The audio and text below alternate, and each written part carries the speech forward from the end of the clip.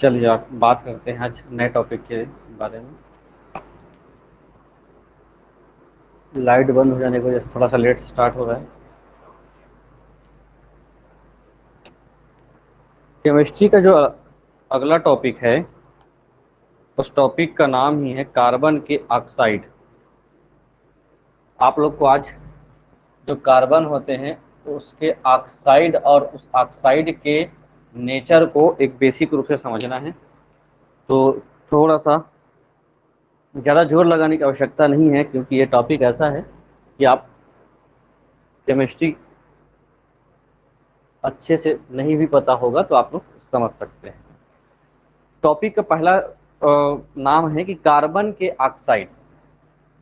Carbon के oxide का मतलब है कार्बन और ऑक्साइड मिलकर के, कार्बन और ऑक्साइड कहने का मतलब है ऑक्सीजन मिलकर के जो चीजें प्रोडक्ट के रूप में बनाते हैं वो कार्बन के साथ होता है, और कार्बन के साथ बने जितने भी यौगिक होंगे वो कार्बनिक ऑक्साइड कहलाएंगे या कार्बन के ऑक्साइड कहलाते हैं। तो इसमें कार्बन के ऑक्साइड में से पहले देख लेंगे आवर्त सारणी के समूह 14 के सदस्य के रूप में कार्बन ऑक्सीजन के साथ कई तरह के यौगिक बनाता है। कहने का तात्पर्य है कि कार्बन का जो नेचर है वो अगर ऑक्सीजन के साथ मिलता है, जैसे कार्बन और हाइड्रोजन जब मिलता है तो हाइड्रोकार्बन बनता है, और कार्बन और ऑक्सीजन जब मिलता है तो कार्बनिक ऑक्साइड या कार्बन के ऑक्साइड के रूप में जाना जाता है। तो जब इन दोनों का हम लोग संयोजन कराएं तो हम उसको कार्बन ऑक्साइड के रूप में जानेंगे। उसके साथ साथ अगर थोड़ा सा और इसको देखें, जल्दी बैठते जाइए। कार्बन ऑक्साइड, कार्बन ऑक्साइड है क्या, मतलब कार्बन और ऑक्सीजन का जो हम लोग संयोग करा रहे हैं या कार्बनिक ऑक्साइड या कार्बन ऑक्साइड बोल रहे हैं, ये मुख्य रूप से कार्बनिक अणु ही होंगे जो पूरी तरीके से किससे बने होंगे और किसी अन्य तत्वों से ना बने, और केवल कार्बन और ऑक्सीजन साथ में रहे, तो ऐसे ही तत्वों को हम लोग क्या बोलेंगे, कार्बनिक ऑक्साइड कहेंगे। अब इसमें देखिए कार्बन के साथ किसका किसका संयोग होकर के, और इसमें प्रश्न कैसे आते हैं इसको भी हम लोग डिस्कस कर लेंगे। कार्बन के साथ ऑक्सीजन, जब कार्बन का एकल तत्व ऑक्सीजन का एक तत्व शामिल होगा तो कार्बन क्या बनेगा, मोनोऑक्साइड, कार्बन मोनोऑक्साइड। जब इसमें ऑक्सीजन की मात्रा या ऑक्सीजन के जो दो परमाणु एक साथ हो जाते हैं तो कार्बन डाइऑक्साइड। उसके साथ जब हम लोग अधिकतर कार्बन मोनोऑक्साइड और कार्बन डाइऑक्साइड को ही हम लोग अधिकतर पढ़ते हैं, लेकिन एक और जो मुख्य रूप से आप लोगों को पढ़ना है वो है C3O2। ये आपके लिए इस बार काम का है, C3O2, जिसको मुख्य रूप से क्या कहा जाता है, कार्बन सब ऑक्साइड। कार्बन सब ऑक्साइड पहला हो गया कार्बन मोनोऑक्साइड, कार्बन का ऑक्सीजन के साथ केवल सिंगल सिंगल परमाणु, कार्बन सिंगल और ऑक्सीजन डबल, वो हो जाएगा कार्बन डाइऑक्साइड, और तीसरा हो जाएगा कार्बन सब ऑक्साइड। उसके साथ साथ और देखिए, जैसे जैसे हम लोग कार्बन के परमाणु की संख्या बढ़ाते जाते हैं और ऑक्सीजन की संख्या को बढ़ाते जाते हैं तो संयोजन किस किस रूप में हो रहा है। कार्बन के ऑक्साइड केवल यहीं तक सीमित नहीं कि कार्बन मोनो होता है, कार्बन डाई होता है ना। तो जैसे जैसे देखिए मिलिटिन इनहाइड्राइड, जब कार्बन 12 हो ऑक्सीजन 9 हो। उसके बाद बेंजोक्विनोन टेट्रा कार्बोक्सिलिक डायनहाइड्राक्साइड, ये क्या ध्यान रखना है हमको, कार्बन की मात्रा बढ़ती जाती है, जैसे 12 है और ऑक्सीजन 9 है, कार्बन 10 है ऑक्सीजन 8 है, इन सबको अलग अलग रूप से, क्योंकि ये भी तो कार्बन और ऑक्सीजन का ही संयोग है। जब दो तत्व आपस में मिल करके एक यौगिक बनाते हैं और वो दोनों तत्व कौन कौन से हो, एक तो कार्बन हो और दूसरा ऑक्सीजन हो, तो ये क्या कहलाएंगे, कार्बनिक ऑक्साइड। आखिर कार्बन और ऑक्साइड जब मिलते हैं तो कौन सा अपने पास प्रॉपर्टीज या गुण लेकर के आते हैं, इनको देख लेते हैं। चलिए, कार्बन मोनोऑक्साइड और कार्बन डाइऑक्साइड अधिकतर हम लोग दोनों ही को पढ़ते हैं और एग्जाम में दोनों ही पूछा जाता है, दोनों के गुण या दोनों के उनके विशेषताओं को लेकर। देखिए पहली विशेषता देखिए, अगर हम लोग बात करते हैं सीओ की, सीओ मतलब कार्बन मोनोऑक्साइड। जब कार्बन मोनोऑक्साइड को माना जाता है माना जाता है एक ट्रिपल बॉन्डेड गैस। हमारे यहाँ पर जो CO है, CO2 है, C3O2 है, ये तीनों हमारे यहाँ कौन से फॉर्म में है? गैसीय अवस्था में है। Carbon monoxide, carbon dioxide, carbon सब ऑक्साइड, तीनों चीजें हैं। और साथ ही साथ ये कहता है ट्रिपल बॉन्ड। ट्रिपल बॉन्ड का मतलब हो गया कि कार्बन और ऑक्सीजन किस रूप में है? इस रूप में इसको दर्शाया जाता है। ठीक है, इस रूप में इसको दर्शाया जाता है, कार्बन और ऑक्सीजन को ट्रिपल बॉन्ड के साथ ये मिला हुआ रहता है। और इसकी खास विशेषता ये होती है कि ये जो होता है किसी भी प्रकार का ये नहीं गंध छोड़ता है, ना ही किसी भी प्रकार का इसका टेस्ट होता है, स्वाद। मतलब ये स्वादहीन और गंधहीन एक गैस है। और सबसे ज्यादा खतरनाक जो है किसी भी प्रकार से पूछा जाता है तो कार्बन मोनोऑक्साइड खतरनाक है।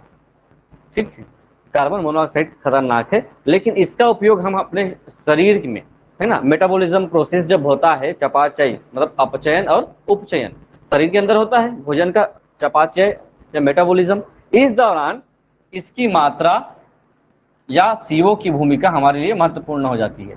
और दूसरी जो भूमिका है CO2 की, तो CO2 को भी हम लोग क्या मानते हैं एक प्रकार का, कि ये भी एक गैसीय अवस्था है, रंगहीन, गंधहीन और स्वाद में अम्लीय, स्वाद में हल्का अम्लीय होता है, लेकिन CO का स्वाद नहीं होता। चलिए अब इन दोनों के बारे में हम लोग थोड़ा सा चर्चा करते हैं कि ये दोनों किस रूप में काम करते हैं। ठीक है, किस रूप में ये काम करेंगे।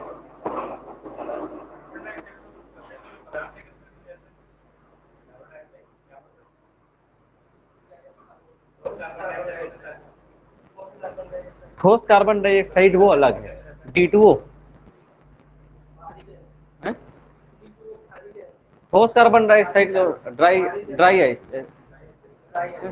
आइस है, वो ड्राई आइस एक मतलब ठोस संरचना में रहता है, जो किस रूप में काम करता है, वो जैसे सीधा सीधा ठोस से गैस में कन्वर्ट होता है। ठीक है, ठोस से गैस में, उस पर केमिकल डाल करके, वही मैं एक दिन डिस्कस किया था कि शादी वगैरह में जो उपयोग किया जाता है ठोस कार्बन डाइऑक्साइड, वो क्या होता है कि वो ऊर्ध्वपातन का जो प्रोसेस होता है उसमें वो भाग लेता है। मतलब एक अवस्था में ठोस द्रव गैस होना चाहिए रहता है, लेकिन वो सीधा सीधा ठोस से सीधा गैस अवस्था में। अगर हम लोग बात करते हैं कार्बन मोनोऑक्साइड की, तो ये तो हम लोग समझ गए कि ट्रिपल बॉन्ड के रूप में काम करेगा। और हम लोग जब भी रंगहीन, गंधहीन या इसकी बात करते हैं तो वो विशेष रूप से किसके परिप्रेक्ष्य में बात की जाएगी? उसके टेम्परेचर, और वो टेम्परेचर एक सामान्य टेम्परेचर होना चाहिए।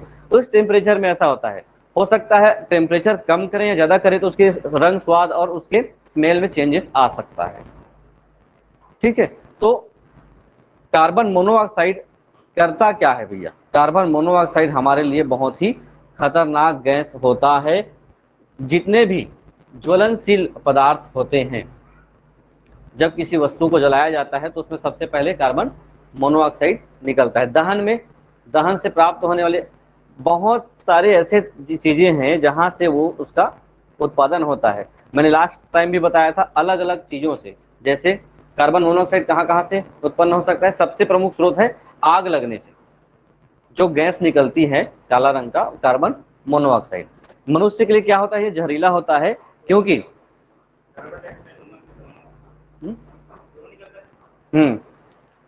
जो CO जो होता है सर, CO जो होता है वो तो हम लोग देखते हैं कि CO का कार्य है शरीर के अंदर Hb को, है ना, क्या करता है? एक बंद करता है ऑक्सीजन को, क्या करता है? बंधी से ऑक्सीजन में जगह लेता है। और जब जगह लेने का मतलब है कि परिवहन करता है, ऑक्सीजन को ही तो प्रभावित करता है। या शरीर में श्वास के समय में, श्वसन के समय में जब हम कार्बन डाइऑक्साइड का काम भी देखते हैं तो कार्बन मोनोऑक्साइड भी भूमिका निभाता है। अगर ये हमारे शरीर के अंदर चला जाता है एक सबसे अच्छा एग्जांपल आपको बताता हूं कि जैसे किसी के फ्लैट में या जगह पे आग लग जाती है ना, आग वाला एग्जांपल सबसे अच्छा इसका होता है कि कार्बन मोनोऑक्साइड। और आग लगने से कई बार आप लोगों ने देखा होगा कि आग लगने से 20 लोग जल के मर गए, 10 लोग जल के मर गए। लेकिन वहां पे वास्तविकता ये होती है, जब आग किसी जगह पे लगी होती है तो इतनी तेज मात्रा में धुआं का गुबार निकलता है, और वो गुबार क्या होता है, सीओ गैस होती है, कार्बन मोनोऑक्साइड होता है। और जैसे ही वो किसी के श्वसन तंत्र में आता है तो वहीं पर जो उसकी श्वसन नली है, वहीं पर सबसे पहला काम होता है कि उसके ऑक्सीजन को क्या कर देता है, ब्लॉक कर देता है, अपना स्थान ले लिया। तो ऐसे में आप ऑक्सीजन जो नली ब्लॉक हो गया, ऑक्सीजन का परिवहन नहीं हो रहा है, ऐसे स्थिति में आपको दम घुटना शुरू हो जाता है। आप एक बड़ा घर में आग को छोड़िए, आप सामान्य रूप से चूल्हे के पास अगर बैठते हैं, चूल्हे का धुआं बहुत तेजी से आपकी नाक में शुरुआती धुआं आता है, तो उस समय आप बहुत ज्यादा घुटन महसूस करते हो। इसी कारण कहा जाता है कि ये जो गैस होती है इसको दम घोटू गैस। जितने लोग आग में जल के मरते हैं वो आग में जलकर नहीं मरते, सबसे पहले वो 2 मिनट में ही श्वास उनका रुक जाता है और वो बेहोश होकर गिर जाते हैं, उसके बाद वो जलते हैं। ठीक है, तो पहला चीज ध्यान रखेंगे, दम घोटू गैस किसको कहा जाता है, तो कार्बन मोनोऑक्साइड का, जो कार्बनिक ऑक्साइड का एक हिस्सा है। दूसरा देखें अगर हम लोग डाइऑक्साइड के बारे में, तो डाइऑक्साइड क्या होता है, ये तो हमारे यहाँ नेचर में भी आपको मिलेगा, प्रकृति में भी मिलता है। उसके साथ साथ ये ऑक्सीजन और कार्बन अणुओं के साथ एक डबल बॉन्ड बनाता है। ठीक है, डबल बॉन्ड बनाता है मतलब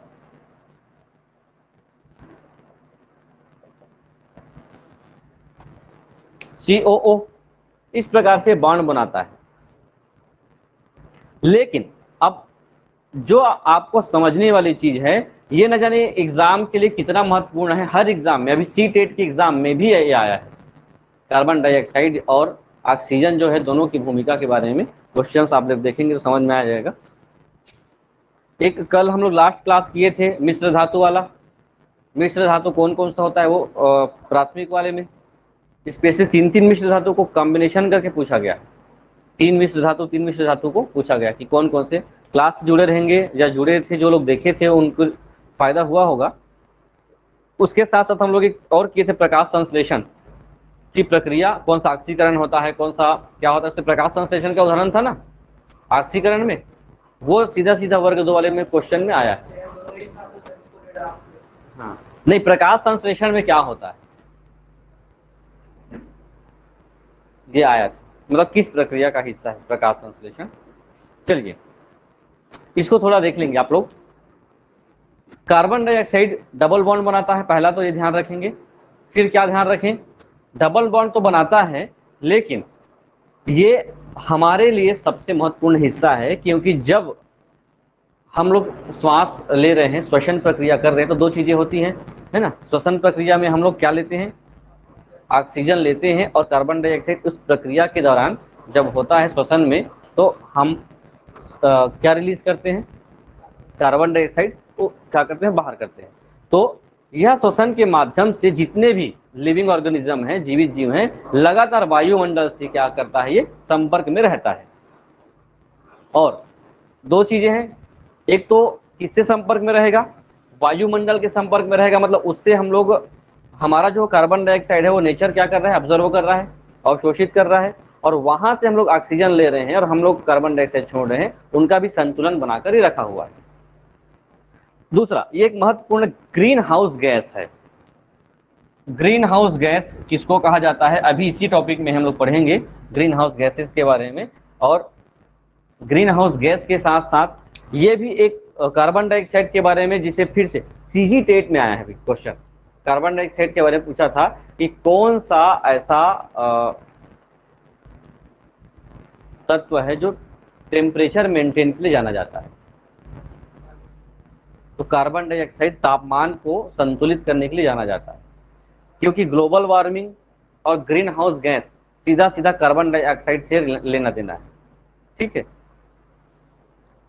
अब जो हम लोग पढ़ रहे हैं ना, और क्वेश्चंस जो आ रहे हैं, उनका नेचर बिल्कुल डिफरेंस है। बिल्कुल क्वेश्चन को देखना है आप लोग को, अभी का कल का जो क्वेश्चन थे सबने देखा है, आप लोगों ने देखा क्वेश्चंस देखें तो आपको क्या समझ में आएगा कि हम जो जितना भी पढ़ते हैं, सी टेट की बात आ रहा हूं कि कल का पेपर था, जितना भी पढ़े ये एक भी नहीं आया, मतलब हम जो तैयारी करते हैं पढ़ाई करते हैं एक भी नहीं आया, लेकिन जो पढ़े वो नहीं आया, लेकिन जो समझे वो आया।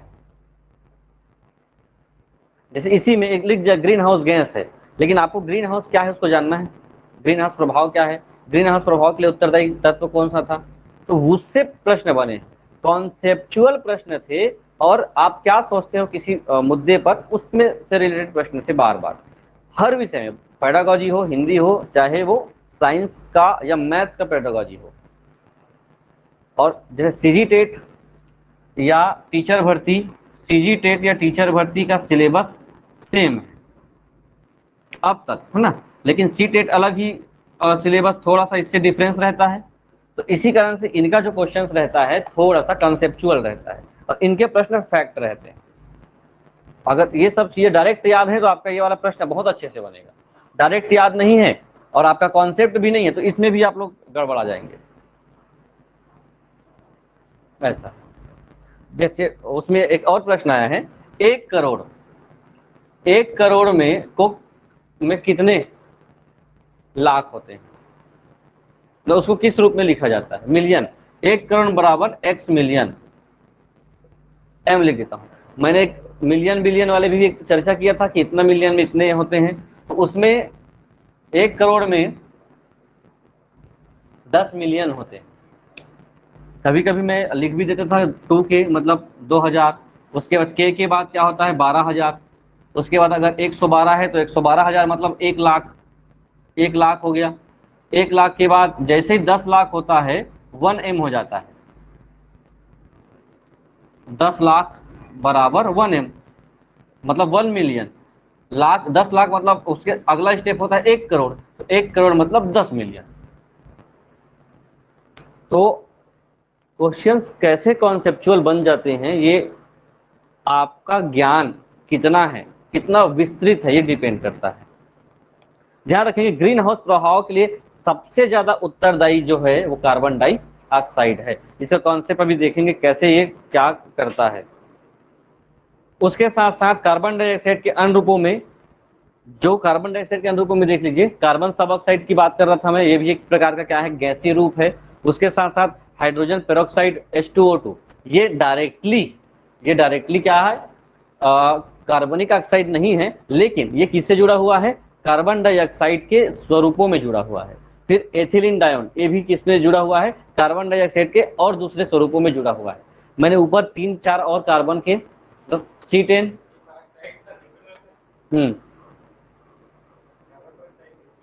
लेकिन एक संयोजन देखना पड़े किसके साथ वो कंबाइन करता है ना।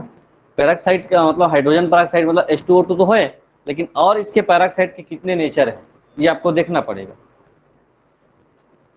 फुलरिन जानते हैं, फुलरिन,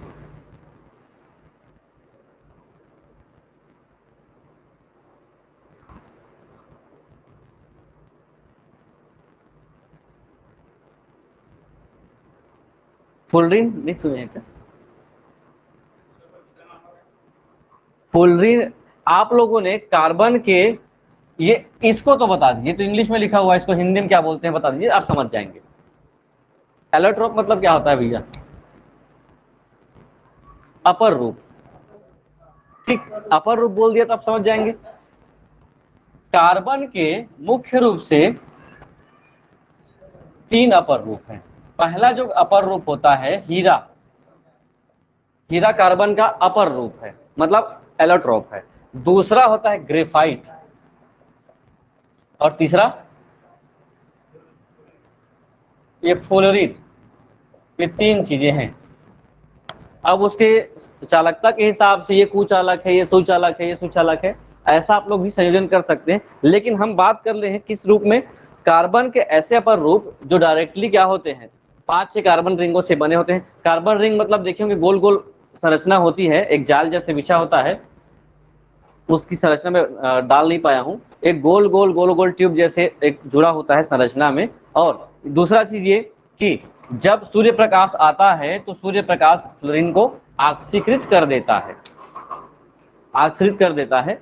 देखिए डायरेक्टली आपको किस रूप में पूछा जा सकता है, कार्बन के अपर रूप कौन कौन से हैं, ये काम कैसे कर रहा है, आखिर हम लोग इसको इस रूप में क्यों ले रहे हैं। फ्लोरीन आया क्यों भाई कार्बनिक ऑक्साइड में, फ्लोरीन इसलिए आया है क्योंकि फ्लोरीन कार्बन का अपर रूप, पहला चीज कार्बन का अपर रूप है, लेकिन ये जो है ऑक्सीकृत हो रहा है, तो कार्बन ही तो ऑक्सीकृत हो रहा है भाई,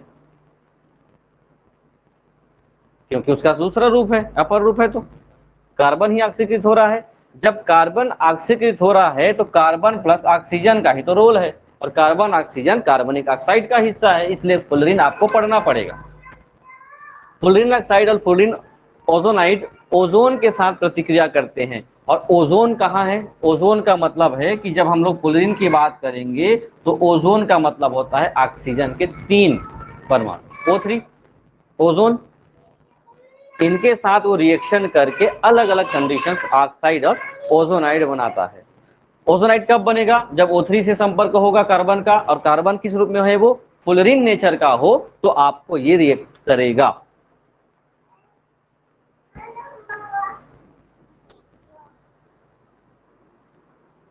हाँ ठीक है, जाइए आप।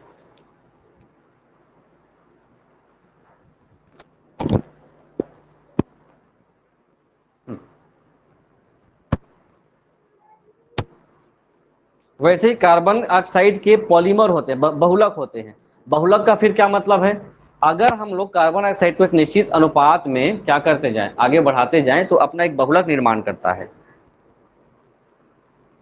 और जितने भी बहुलक होंगे उसको कई तरीके से बायोडिग्रेडेबल जैव निम्नीकरण वाले जो इससे होते हैं उसके लिए इसका उपयोग कर सकते हैं। ध्यान रखेंगे, ये अनुपात पूछ दे तो मुझे तो इतना कंफर्म है कि इस प्रकार के और डीप से डीप आपको सवाल नहीं पूछे जाएंगे, क्योंकि इस प्रकार का नेचर इसमें नहीं है। कार्बन मोनोऑक्साइड और कार्बन डाइऑक्साइड को आप बहुत अच्छे से करते हैं तो आपका काम बन सकता है बहुत अच्छे से। फिर उसके बाद CO अलग अलग फिर से और ऑक्साइड का नाम डाल दिया हूं, केवल आप लोग इसको एक बार रीड कर लेंगे, पढ़ लेंगे कैसे कैसे इसका नाम है और संरचना कैसी कैसी है, तो आपको इस रूप में समझ में आ जाएगा। जैसे कई नए ऑक्साइड भी खोजे जा रहे हैं, कुछ स्थिर हैं जबकि कुछ मेटास्टेबल है, मतलब आधा स्थिर आधा अस्थिर। जैसे एथिलीन टेट्रा कार्बोक्सिलिक डायन हाइड्राइड जिसको C6O6 के नाम से जाना जाएगा, ये किस प्रकार का ऑक्साइड है, स्थिर अणु है, स्थिर अणु के रूप में जाना जाएगा। और जैसे एक आता है C12O6 हेक्सोक्लाटोसाइड इक्लोबूटा, जिसको इक्लोबूटा बेंजीन, इसको C12O6 के नाम जाएगा, ये मेटा स्टेबल है। C6 और O6 दोनों के 6 वाले हैं, तो जो स्थिर हैं। अगर जैसे ही मैं कार्बन की परमाणु की संख्या बढ़ा देता हूं और ऑक्सीजन का सेम रखता हूं, तो एक मेटा स्टेबल अणु के रूप में काम करता है, जिसका नाम है हेक्सो मतलब 12 है ना, हेक्सो केसोट्राइसाइक्लो बूटा बेंजीन। और कुछ ऑक्साइड जो बेंजीन है वो चक्रीय संरचना में भी बनते हैं। आप लोग देख रहे हैं बेंजीन का सूत्र क्या था,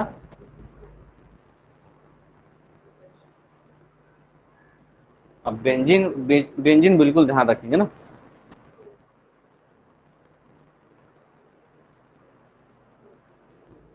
बेंजीन भूलना नहीं, हाइड्रोजन के साथ होगा ना उसका, ठीक। अब देखिए आखिर हम लोग कार्बन डाइऑक्साइड का कहां कहां उपयोग करते हैं, अब बिल्कुल ध्यान लगाकर सुनिएगा। कार्बन मोनोऑक्साइड और कार्बन डाइऑक्साइड, कार्बन के 2 मान्यता प्राप्त ऑक्साइड हैं, विशेष करके 2 ही हैं कार्बनिक ऑक्साइडों में जो मान्यता प्राप्त, कहने का मतलब है बाकी अगर हम लोग सब देख लें सब ऑक्साइड को, तो वो ज्यादा प्रभावी नहीं है।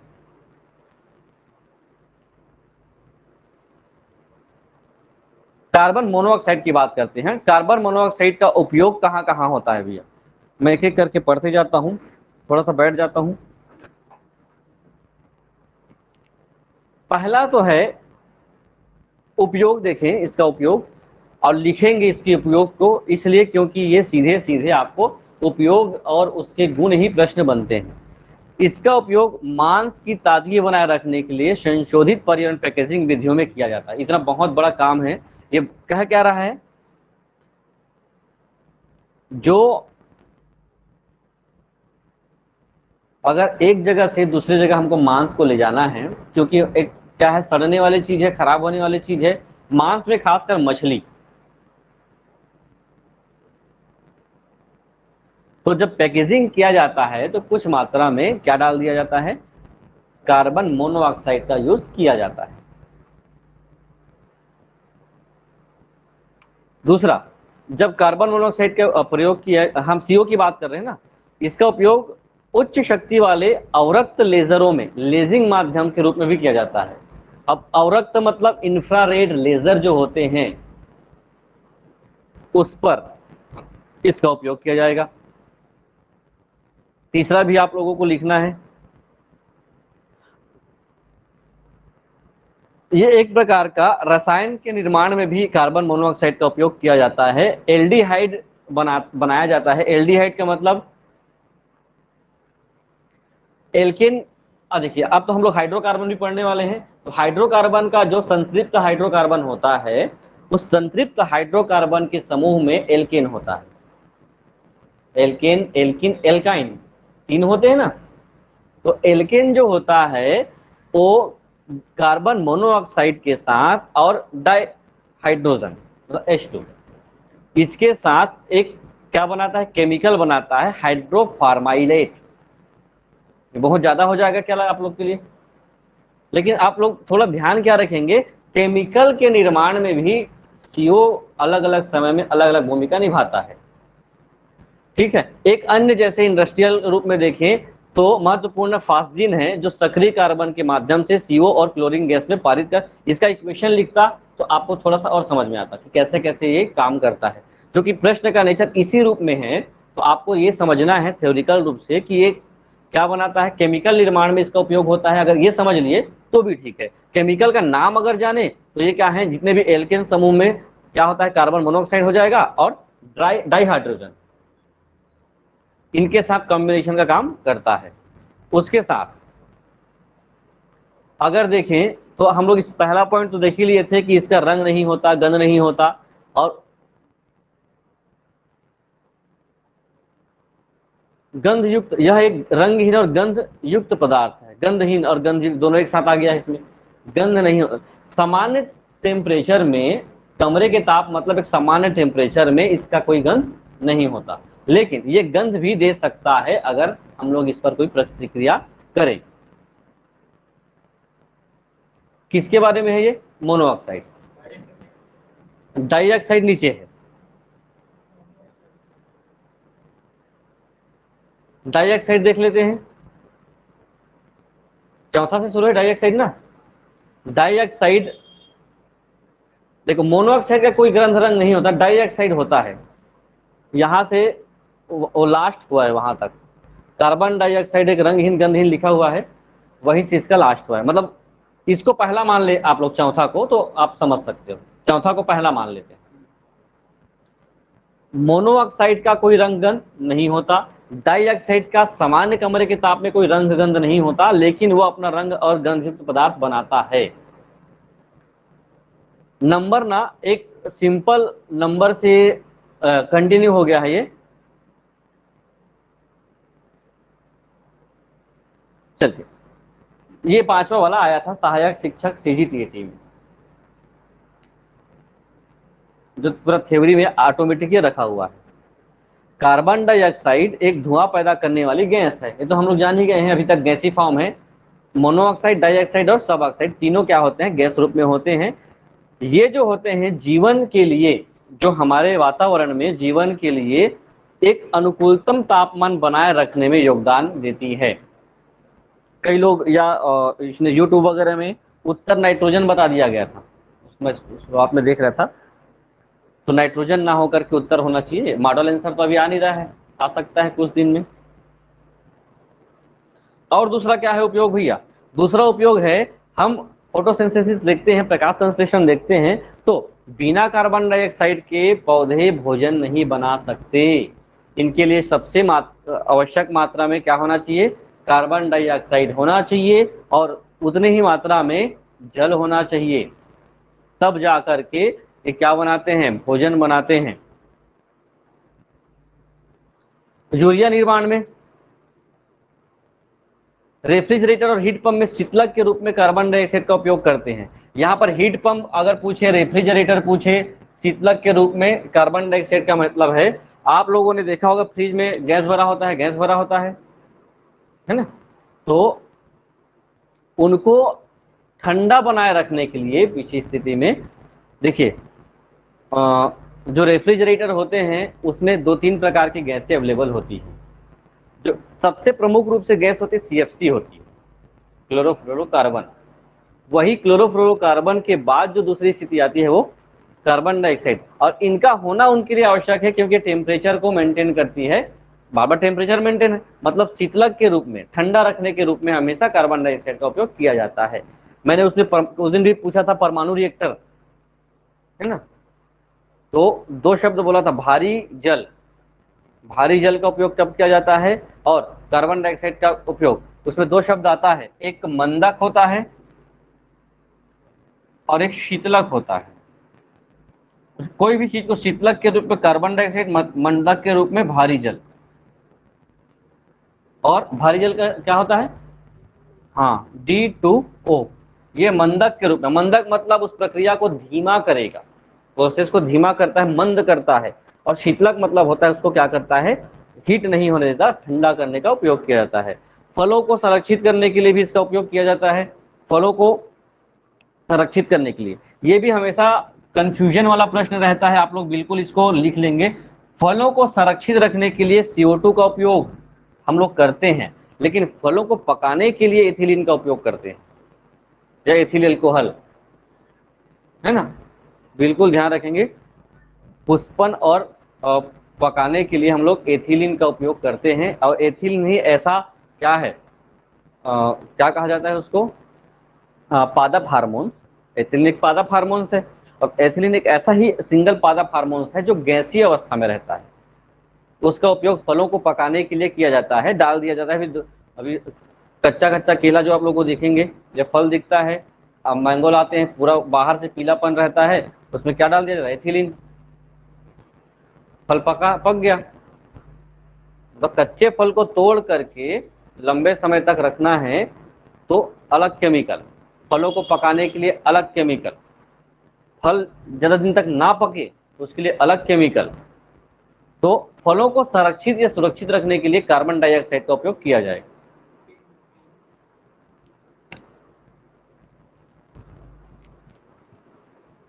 एथिलीन भी ध्यान रखेंगे, वैसे आप लोग इसके बारे में तो जानते ही हैं। कार्बोनेटेड पेय पदार्थ कार्बन डाइऑक्साइड मिलाकर बनाए जाते हैं, जैसे आप लोग पीते हो, क्या पीते हैं भैया, जितने भी पेप्सी, कोका कोला, स्प्राइट और जो भी चीजें पीते हैं, जितने भी पेय पदार्थ होते हैं, वो उसका नाम ही है कार्बोनेटेड पेय पदार्थ, कार्बोनेटेड पेय पदार्थ। उसमें कार्बन डाइऑक्साइड मिलाया जाता है, और मिलाया जाता है तो दूसरा और कोई ज्यादा मात्रा में नहीं है, तो शीतल पेय जितने भी होते हैं एक महत्वपूर्ण मात्रा होती है, इसके बिना तो क्यों, क्योंकि संरक्षण की बात है, लंबे समय तक वो संरक्षित भी रहता है, और ये डायरेक्टली आपके शरीर में जाता है, इससे आप लोगों को नुकसान भी इसलिए है क्योंकि वो तो कार्बोनेटेड पेय पदार्थ, उसमें लिखा भी रहता है ना, कार्बोनेटेड पेय पदार्थ ही लिखा रहता है, तो पेप्सी है ना, कार्बोनेटेड वाटर, कार्बोनेटेड पेय पदार्थ मतलब वही है कि आप उसको पीते हैं तो कार्बन डाइऑक्साइड डायरेक्टली ले रहे हैं, तो आपके शरीर में जितनी मात्रा में कार्बन डाइऑक्साइड, आपको तो ऑक्सीजन लेना है ना भैया, झाग होता है, झाग होने का कारण क्या है, गैस का होना। कौन से गैस डाली जाती है फिर झाग के लिए,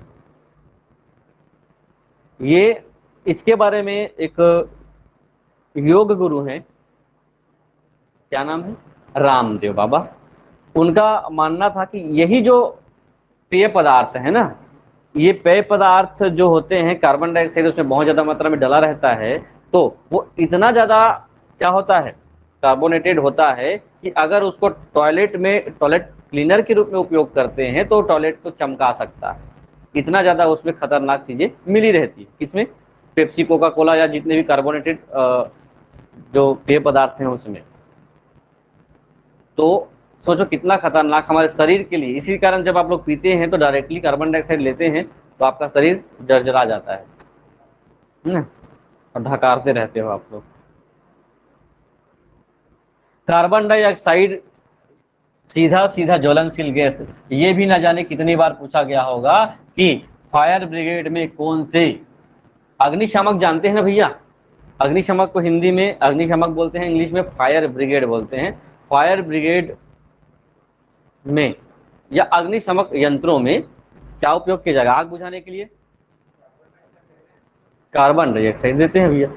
हर जगह संस्थानों में टंगा रहता है ना। मतलब फायर ब्रिगेड मतलब पानी वाला नहीं बोल रहा हूँ, तो पानी डाला वाला नहीं। जो अग्निशमक आपको मिलेगा, अग्निशमक यंत्र, वो क्या करता है कि इसका उपयोग इसमें किया जाता है। ये तुरंत ऑक्सीजन की आपूर्ति को क्या करता है? रोक देता है, और दहन को क्या करता है? रोकता है। ज्वलनशील गैस है, लेकिन इसको जैसे उपयोग करते हैं तो ये, हाँ आप समझे, संपर्क में आता है, वो भरा रहता है तो ऑलरेडी ज्वलनशील है। ये इसका कहने का तात्पर्य क्या है कि कार्बन डाइऑक्साइड ऑलरेडी जैसे ही वो एटमॉस्फेयर में आता है, ठीक है, तुरंत ऑक्सीजन की आपूर्ति को क्या कर देता है? फिर वो रोक देता है। आप लोगों को पता होगा ना कि ऑक्सीजन बहुत ज्यादा ज्वलनशील होता है ना। अब क्योंकि कार्बन डाइऑक्साइड में क्या होता है, अब जब ये चालू होता है तो ऑक्सीजन क्या करता है? रुकता है, और दहन को ये क्या कर देता है? रोक देता है। तो ऑक्सीजन जलाने में सहायक होता है। फिर लोग बोलोगे फिर उल्टा कैसे हो रहा है? ठीक है, बेकिंग में कार्बन डाइऑक्साइड का उपयोग होता है, ब्रेड बनाने में या खमीर के उपयोग में कार्बन डाइऑक्साइड उत्पन्न करता है, तो जिससे ब्रेड क्या होती है? फूल जाती है। ये व्यवहारिक प्रश्न लगातार हर एग्जाम में पूछे जाते हैं, व्यवहारिक रूप से ही पूछे जाते हैं। ऐसा ही प्रश्न आ रहा है, अब व्यवहारिक प्रश्न बन रहा है। मैं बहुत सारे क्वेश्चन दिमाग में आ रहा है अभी कल का एग्जाम का व्यवहारिक प्रश्न, जो आप लोगों को, आप लोग ये बोलोगे कि तैयारी करने क्या मतलब है, ये आएगा दिमाग में। तैयारी करने से कोई मतलब नहीं था कि हम लोग तो ऐसे ही बना देते, ये चीजें आ जाएंगी। लेकिन जस्ट अपोजिट है, तैयारी करने के बाद आप मैच्योर होते हो तो चीजें आसान लगने लग जाती हैं और आपके लिए सरल हो जाती हैं। चलिए, एक कॉन्सेप्ट है green house effect. Green house effect को भी देख लीजिए क्या होता है। कार्बन डाई मोनोऑक्साइड के बारे में थोड़ा सा समझे हम लोग। ग्रीन हाउस इफेक्ट क्या, आवाज सबको आ रही है, वीडियो दिख रहा होगा, अभी लाइट ऑफ है तो थोड़ा सा अच्छे से दिख रहा होगा। ग्रीन हाउस इफेक्ट को समझिए। अब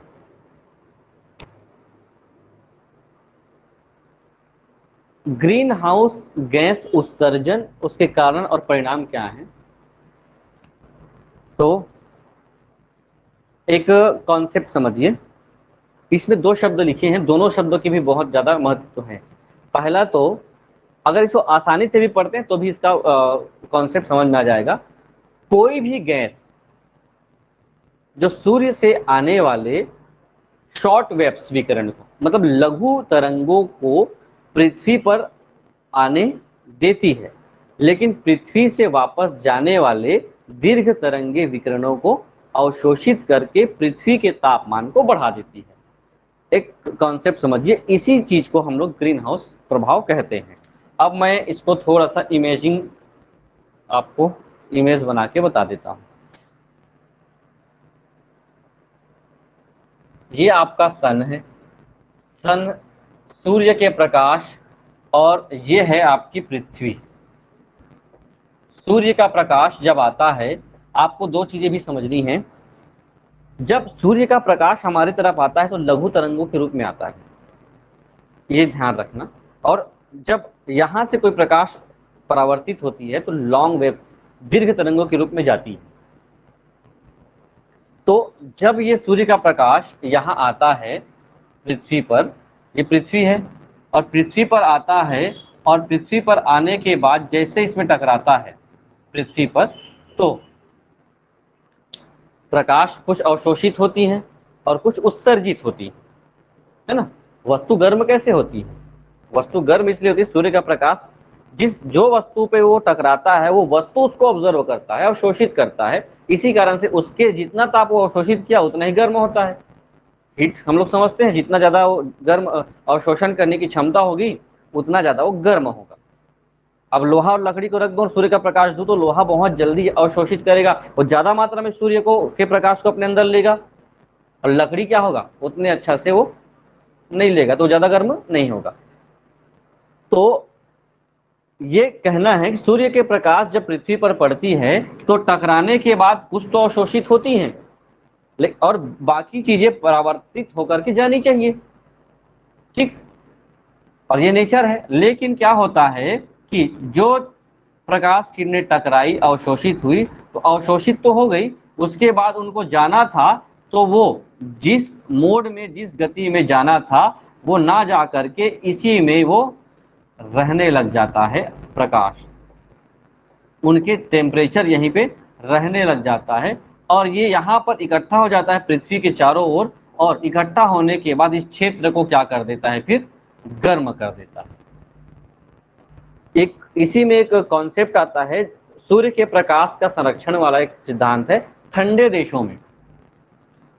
देशों में जहां का टेम्परेचर माइनस से लेकर के -डिग्री सेंटीग्रेड से लेकर के 10 से 15 अधिकतम होती है, वहां खेती करना बहुत मुश्किल होता है, क्योंकि खेती करने के लिए सबसे पहले चाहिए बीजों का अंकुरण, और अंकुरण के लिए चाहिए हीट, सूर्य के प्रकाश से ही तो बनेगा ना।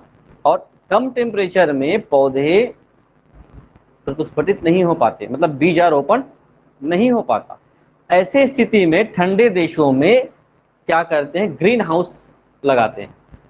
ग्रीन मतलब उत्पादन के लिए ग्रीन शब्द उपयोग किया गया, हाउस का मतलब है एक ग्रीन हाउस बनाना।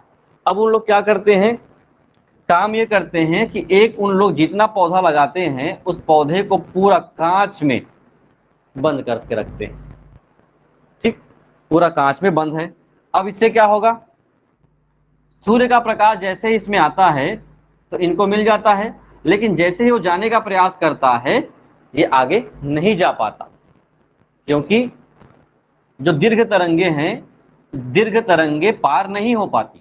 लघु तरंगे तो किसी माध्यम में से प्रवेश कर जाती हैं, दीर्घ तरंगे किसी भी माध्यम से वापस नहीं जाती। अगर कोई अवरोधक आ गया तो क्या आ गया, तो अवरोधक आना जरूरी है, दीर्घ तरंगे रुक जाएंगी। अब ऐसी स्थिति में यहाँ पे बार बार टकरा करके ऊपर जा रहा है, इधर पूरे कांचों को गर्म कर दिया, तो 10 से 15 डिग्री सेंटीग्रेड इस घर का तापमान था, समय बढ़ता गया और इसका तापमान 35 से 40 डिग्री हो गया, जो इनको अनुकूलित रूप से जितना टेम्परेचर चाहिए था उतना टेम्परेचर इसमें इसको मिल गया। अब ऐसे स्थिति में पौधों का विकास क्या होता है। तो ये कॉन्सेप्ट ग्रीन हाउस के लिए था, लेकिन आज का जो नेचर है इसको रोकने के लिए कांच काम कर रहा है, ध्यान रखें, इसको रोकने के लिए कांच का काम हो रहा है, कांच दीर्घ तरंगों को रोक रही है। वैसे ही पूरा पृथ्वी क्या हो गया है,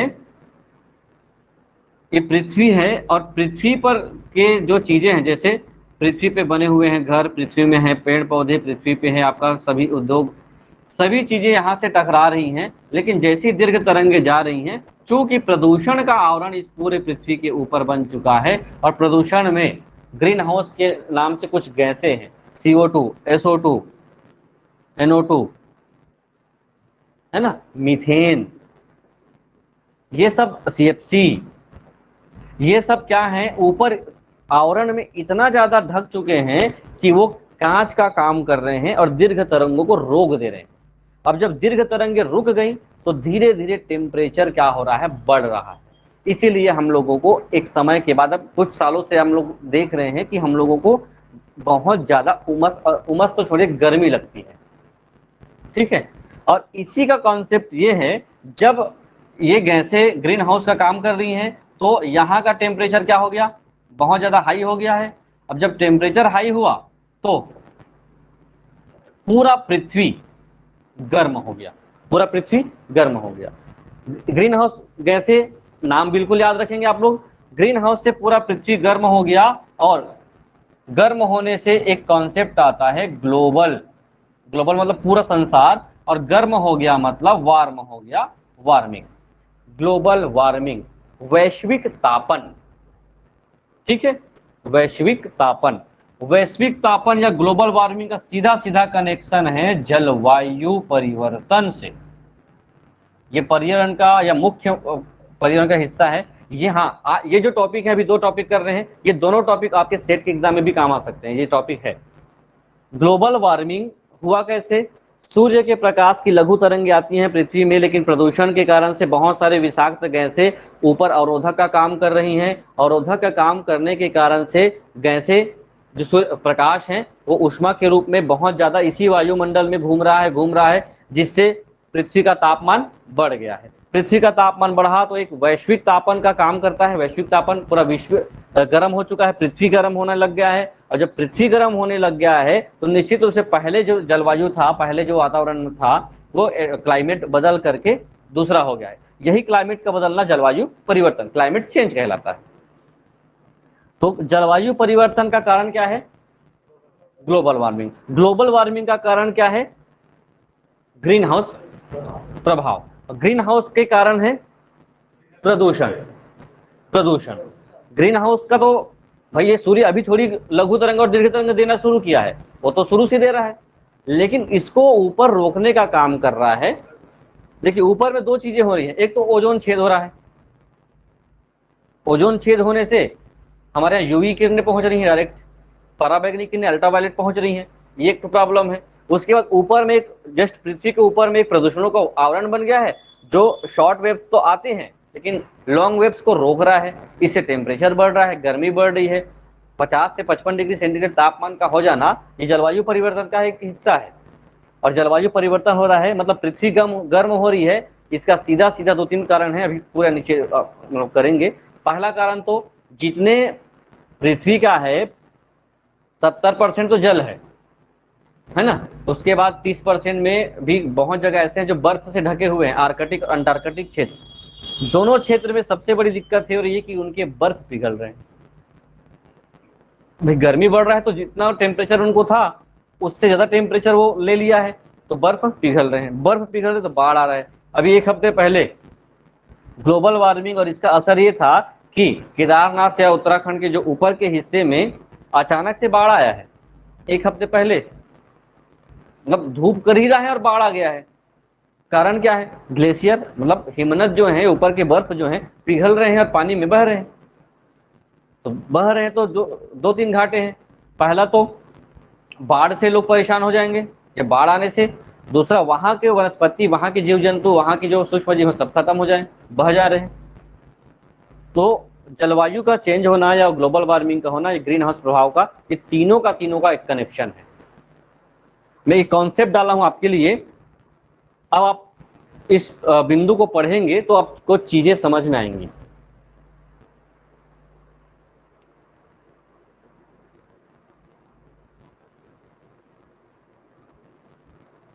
कोई भी गैस सूर्य से आने वाले लघु तरंगी विकिरणों को तो पृथ्वी पे आने देती हैं, समझ रहे हो, पृथ्वी पे वो आएंगी, लेकिन वापस जाने वाले जो दीर्घ तरंगे होते हैं उसको क्या कर लेता है? अवशोषित कर लेता है। और जैसे अवशोषित करता है मतलब उस एरिया में, तो पृथ्वी का टेम्परेचर क्या होता है? बढ़ जाता है। इसी को हम लोग क्या बोलते हैं? ग्रीन हाउस प्रभाव कहते हैं। वर्तमान में मानव के कारण से ग्रीन हाउस गैसों की मात्रा बढ़ रही है।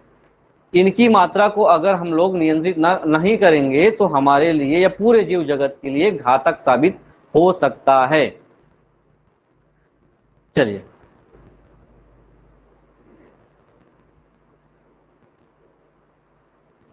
पृथ्वी में वायु, आखिर ग्रीन हाउस इफेक्ट क्या है?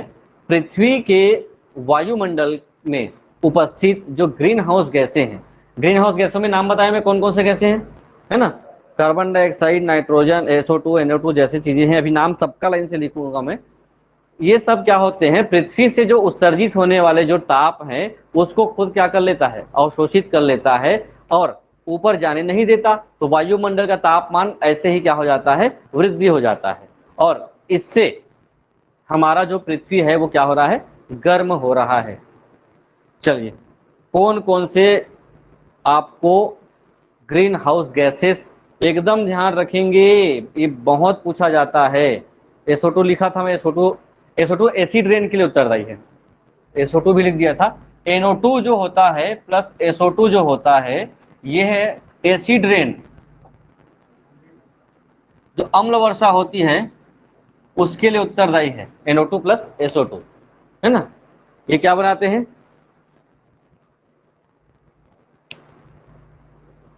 अम्ल बनाते, तनु सल्फ्यूरिक अम्ल जैसी संरचनाएं बनाते नहीं, HNO3। चलिए, क्योंकि जल का संपर्क होता है ना भाई, पानी भी तो होगा जल वाष्प के साथ।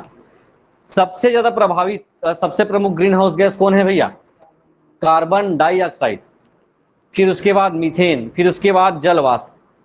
कभी कभी आप लोगों को लगेगा कि जल वाष्प कैसे काम करता है भाई, जल वाष्प का मतलब ही होता है बहुत ज्यादा मात्रा में भाप का होना, क्योंकि इतनी ज्यादा भाप होती है। कोहरा समझ रहे हैं, जल वाष्प कोहरा या भाप,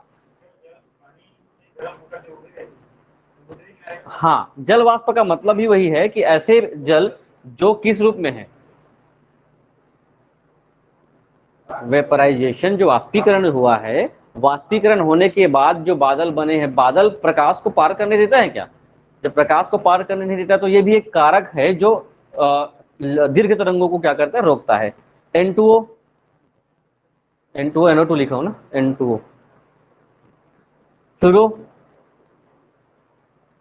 फ्लोरीनीकृत कार्बन, जैसे हम लोग डायरेक्ट बोले तो फ्लोरीनीकृत कार्बन में देखिए और 3 गैसें हैं जिसको हम लोग नाम से या मानव के द्वारा अलग अलग उपयोग से या उनके द्वारा निर्मित वस्तुओं से ये आ रही, जैसे CF6 chlorofluorocarbon, HFC hydrofluorocarbon, PFC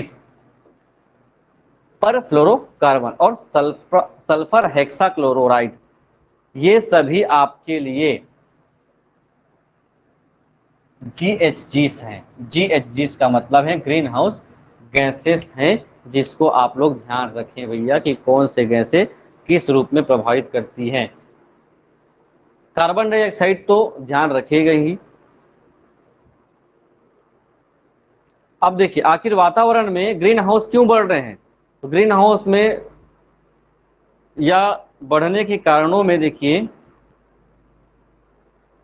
जितने भी हम लोगों ने गैस के नाम पढ़े हैं उनके बारे में कॉन्सेप्ट देखिए। ये जो गैसें होती हैं पृथ्वी के लिए एक ब्लैंकेट या कंबल का काम करती हैं।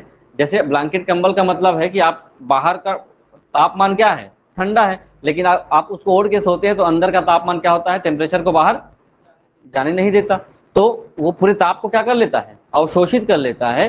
तो पृथ्वी भी एक ठंडे ग्रह में बदल जाएगी और मानव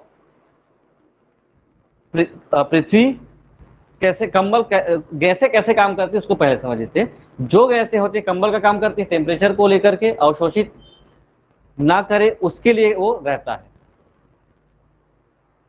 जैसे लिख देता हूं मैं,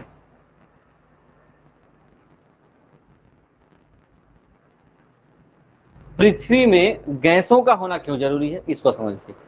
क्योंकि पृथ्वी में अगर गैस नहीं होंगी तो, क्योंकि एक पृथ्वी एक नॉर्मल देखा जाए तो एक खगोलीय पिंड है, एक क्या है, ग्रह है। और ग्रह का नेचर ये होता है कि ये किसी के इर्द गिर्द चक्कर काट रहा है और हर ग्रह में गैसें उपलब्ध नहीं है।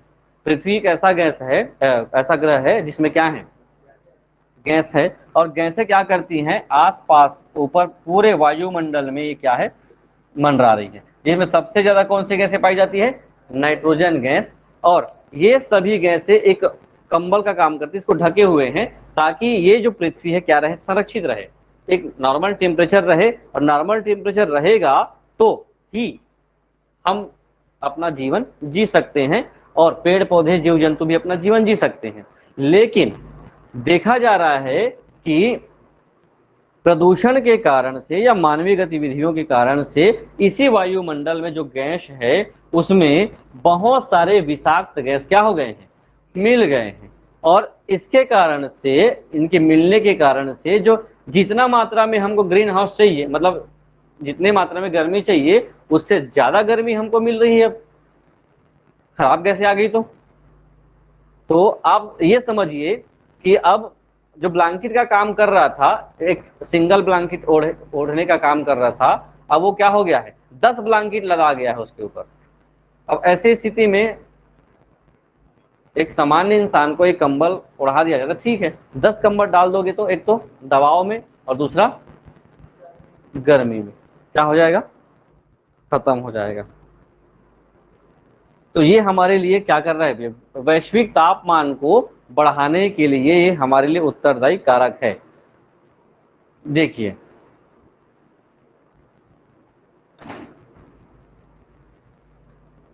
इमेज देख के बोलने की आवश्यकता नहीं है। सूर्य की प्रकाश किरणें लघु तरंगों के रूप में शीशों से अंदर गुजर सकती हैं, मतलब अंदर आ सकती हैं, और दीर्घ तरंगे शीशे या हरित गृह गैसों से गुजर नहीं सकती। इसी कारण से वहां का टेम्परेचर क्या कर देता है, वो टेम्परेचर को बढ़ा देता है, टेम्परेचर बढ़ जाता है। देख पा रहे होंगे एक घर है, उस घर में कैसे सूर्य प्रकाश आ रही हैं, उसके बाद जैसे सूर्य प्रकाश मिलती हैं उसके बाद वो बाहर जाना चाहती हैं, अवशोषित जितना हो गया, और बाहर निकलना चाहती है लेकिन उसको निकलने नहीं दिया जाता है।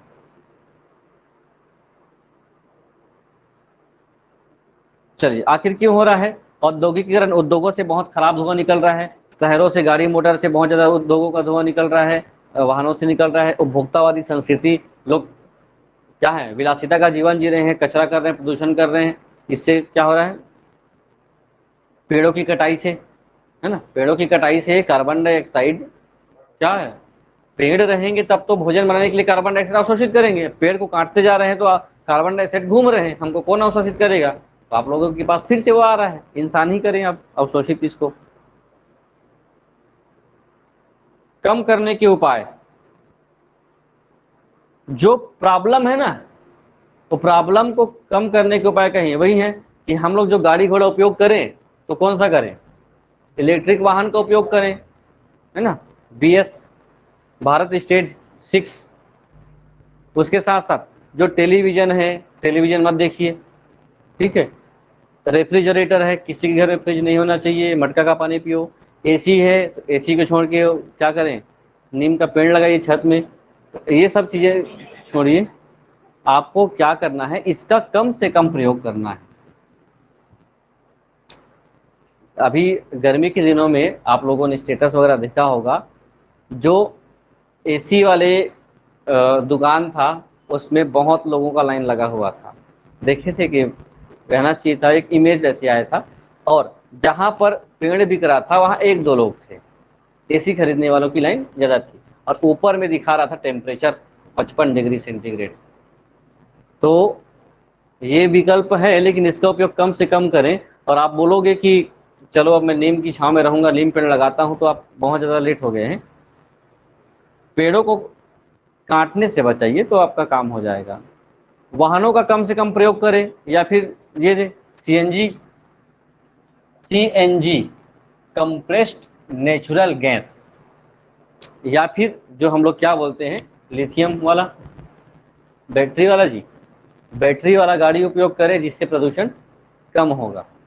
वनीकरण को बढ़ावा दिया जाए और ऊर्जा का जो गैर परंपरागत स्रोत है उसको उपयोग किया जाए, यही सब चीजें हैं।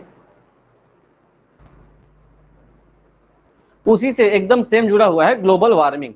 जब जो गैसें हैं, ग्रीन हाउस गैसें हैं, ये अपने प्रभाव में आ जाते हैं और लंबे समय तक वो गैस काम कर रही हैं, तो निश्चित रूप से हमारा तापमान बढ़ेगा, और तापमान बढ़ता है तो समुद्री जल में क्या होगा, वृद्धि। क्यों वृद्धि होगा, बर्फ क्या हो रहे हैं, पिघल रहे हैं, तो वर्षा का प्रतिरूप भी बदलेगा। जो आज आप लोग मानसून के लिए तरस रहे हो, और कई जगह जहां पानी नहीं गिरना है वहां पानी बहुत ज्यादा गिर रहा है, बरसात हो रही है, बहुत मानसून ज्यादा आ गया है, ये होगा। वर्षा के प्रतिरूप का बदलना ही वही है, जिस मौसम में आपको सही समय में मानसून चाहिए था वहां नहीं मिलता। कभी कभी ठंड के दिन में बहुत तेज बारिश हो जाती है, तो कभी कभी कहना चाहिए अभी बरसात में सूखापन हो जा रहा है। उसके साथ प्रवाल भित्ति और प्लैंकटन, जो फाइटोप्लैंक्टन है, उनका भी विनाश वैश्विक तापन से हो रहा है। मतलब समुद्री जल में भी जितना टेम्परेचर हमको चाहिए उतना टेम्परेचर नहीं मिल पा रहा है, इससे प्रभावित हो रहे हैं।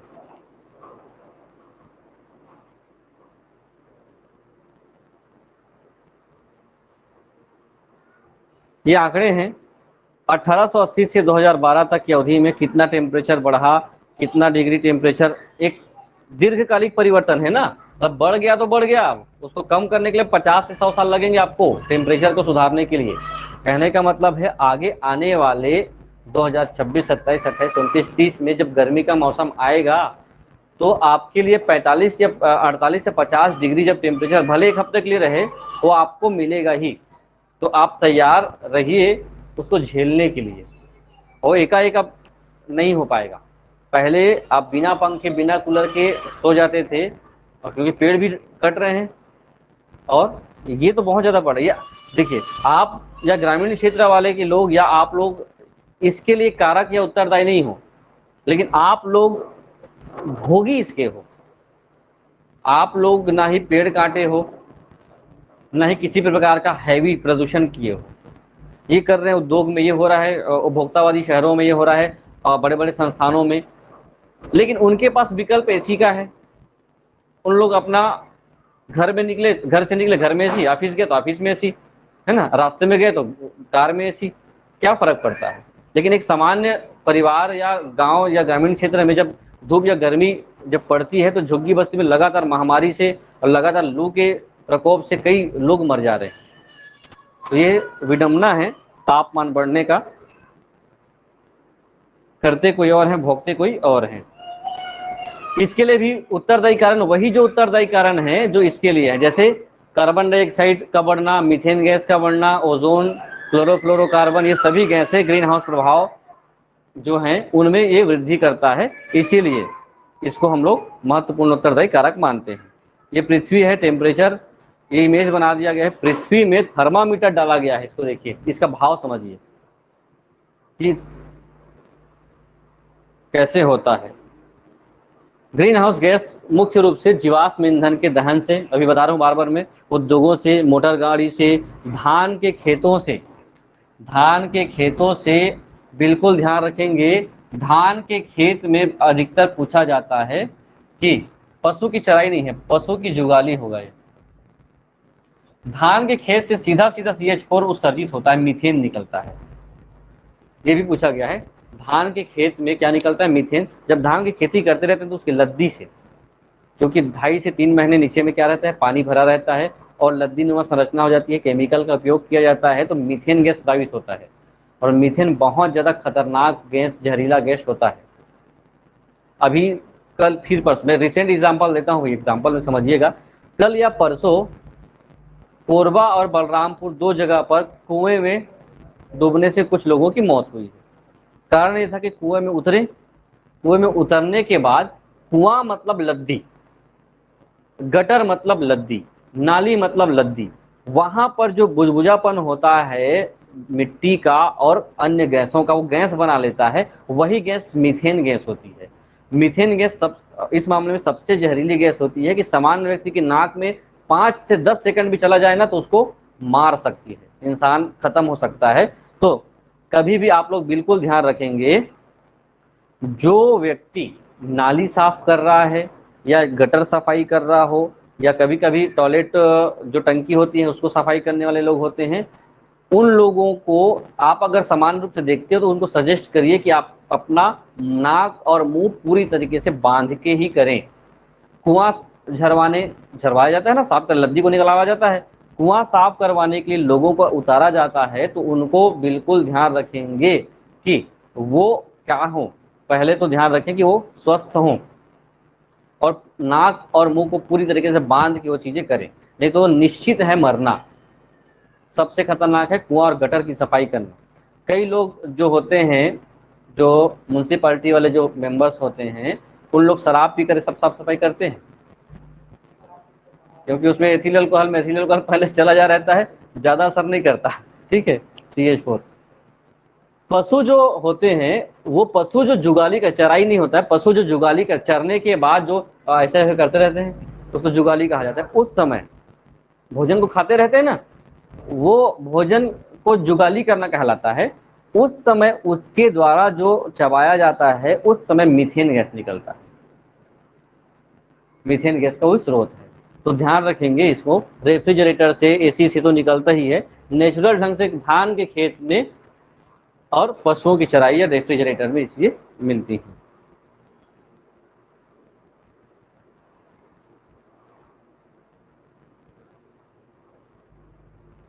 चलिए परिणाम देख लेते हैं, वही 6। ग्लेशियर क्या हो रहे हैं, हेडिंग भी पढ़ लो तो आपको समझ में आ जाएगा। ग्लेशियर पिघल रहे हैं, क्योंकि ग्लेशियर पिघले तो टेम्परेचर बढ़ा, मतलब ग्लेशियर पिघलेगा। समुद्र जल का स्तर बढ़ रहा है। अगर ग्लेशियर पिघल करके जाएंगे कहाँ भाई, समुद्र में, तो समुद्र का लेवल बढ़ेगा। उसके साथ साथ ग्लेशियर पिघलेगा तो किसके माध्यम से समुद्र में जाएगा, नदियों के माध्यम से जाएगा। तो नदियों में क्या आ रहे हैं, बाढ़ आ रहे हैं।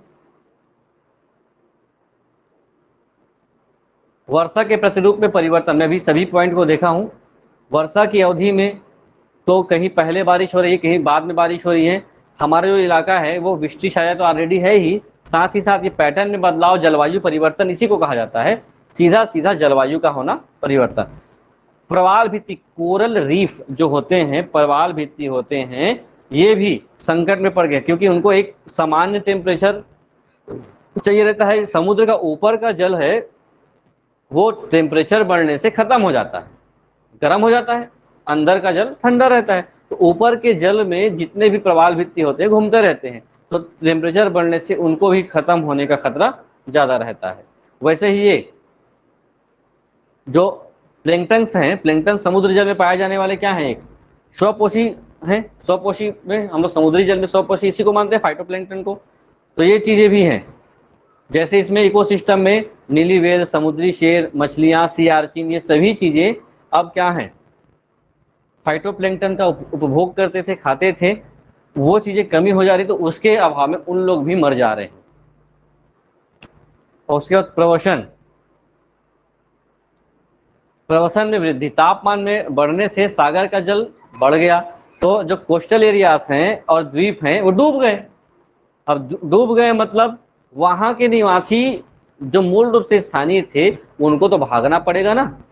वहां के, जैसे यहाँ की बात करते हैं, भारत का नक्शा देखिए, ये पूरा समुद्र है, तीनों क्षेत्र से जुड़ा हुआ है। यहाँ पे अंडमान निकोबार द्वीप समूह, लक्षद्वीप, यहाँ पर कुछ महाराष्ट्र, गुजरात, केरल, इधर पश्चिम बंगाल से लेकर के आंध्र प्रदेश से लेकर के तट है। अब ऐसी स्थिति में बर्फ पिघला और तापमान बढ़ा, तो बर्फ पिघला और वाटर लेवल इधर चला गया, छोटे छोटे द्वीप थे वो डूब गए। तो डूबने से पहले क्या होगा, लोग कहाँ जाएंगे, जाएंगे तो ना, नहीं जाएंगे तो डूब जाएंगे। तो ऐसी स्थिति में प्रवसन मतलब एक स्थान से दूसरे स्थान पर जाने के लिए भी लोग मजबूर होते हैं। तो ध्यान रखेंगे, अब पूरा सार ये है। अभी ग्लोबल वार्मिंग में जलवायु परिवर्तन को लेकर के आप लोग लिखेंगे, ये करंट के हिसाब से पूछा जा सकता है। जलवायु परिवर्तन के लिए COP होता है, कॉन्फ्रेंस ऑफ पार्टी। तो आप बताएंगे कॉन्फ्रेंस ऑफ पार्टी, अभी देख के सर्च करके बताइए कि अभी हाल ही में COP29 का एक मीटिंग हुआ है, जलवायु परिवर्तन के लिए होता है, संयुक्त राष्ट्र संघ का जलवायु परिवर्तन के लिए COP29 सम्मेलन। 29 है कि 28 मेरे बताइए, अभी अब भी खोज के बताइए। और ये कहाँ हुआ था इसको भी बताइए, दोनों जगह को देखेंगे।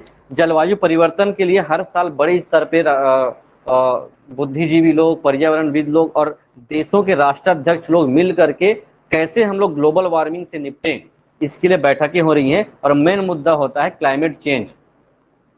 क्लाइमेट चेंज, इसमें कम से कम ना टेम्परेचर को 1.5 डिग्री से 2 डिग्री सेंटीग्रेड तक कम करने का लक्ष्य रखा गया है।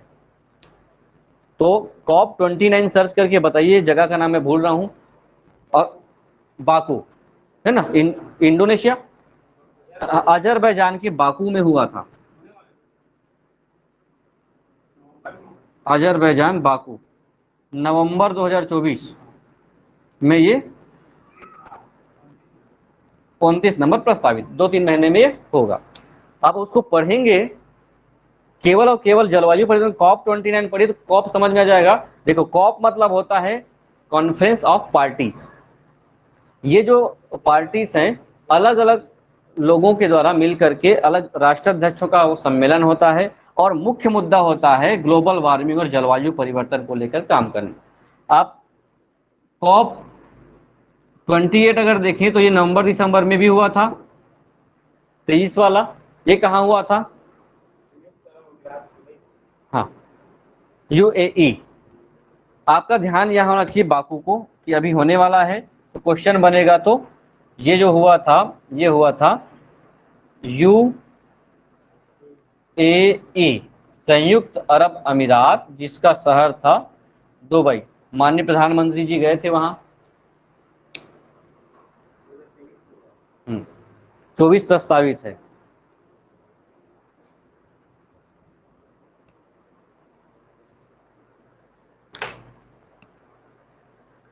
तो ये 2-3 टॉपिक थे जो आप लोगों को ध्यान देना था।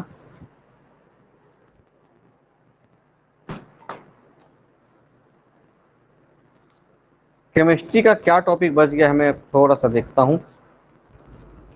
सिलेबस के हिसाब से मैं आप लोगों को बताने का प्रयास कर रहा हूँ।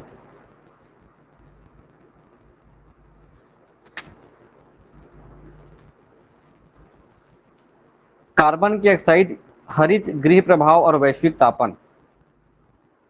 कल हम लोग हाइड्रोकार्बन की बेसिक और अम्ल क्षार, ऑक्सीजन और नाइट्रोजन, ये सभी चीज़ों को एक साथ करने का प्रयास करेंगे, हो जाएगा, क्योंकि छोटे छोटे टॉपिक हैं और प्रश्न इससे आप लोगों को 2 से 3 प्रश्न भी आ जाते हैं तो बहुत बड़ी बात है केमिस्ट्री की। क्योंकि शिक्षक भर्ती में जो भाग बटा हुआ है, अब शिक्षक पात्रता के हिसाब से देखें तो अलग उसका था।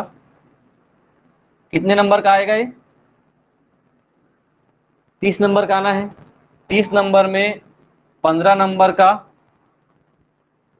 मैथ्स और 15 नंबर का साइंस। इसमें भी साइंस को फिर से बांट दें हम लोग तो 3-3 भाग में, 4 भाग में बटेगा। तो एक मोटा मोटा 4-4 नंबर ले ले। 4 भाग में कैसे?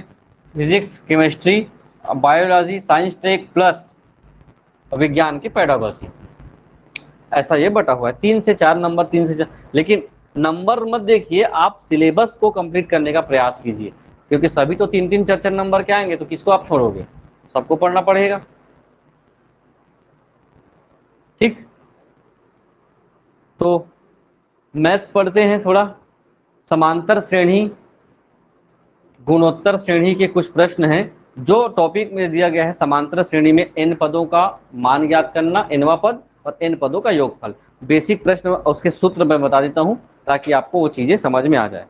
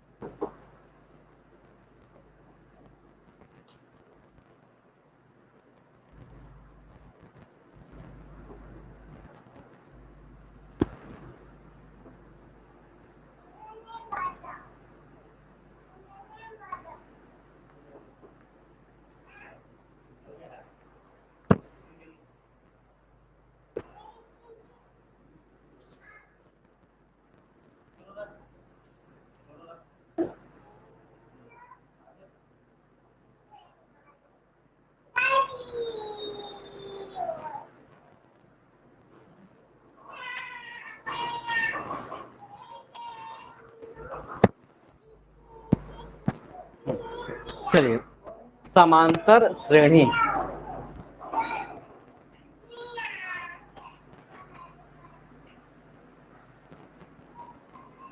समांतर श्रेणी का मतलब होता है, एक श्रेणी का मतलब होता है एक प्रकार का एक सीरीज है जो कंटिन्यू चलता है। जैसे अगर हम लोग श्रेणी की बात करें तो 1 2 3 4 5, ये कब तक जाएगा?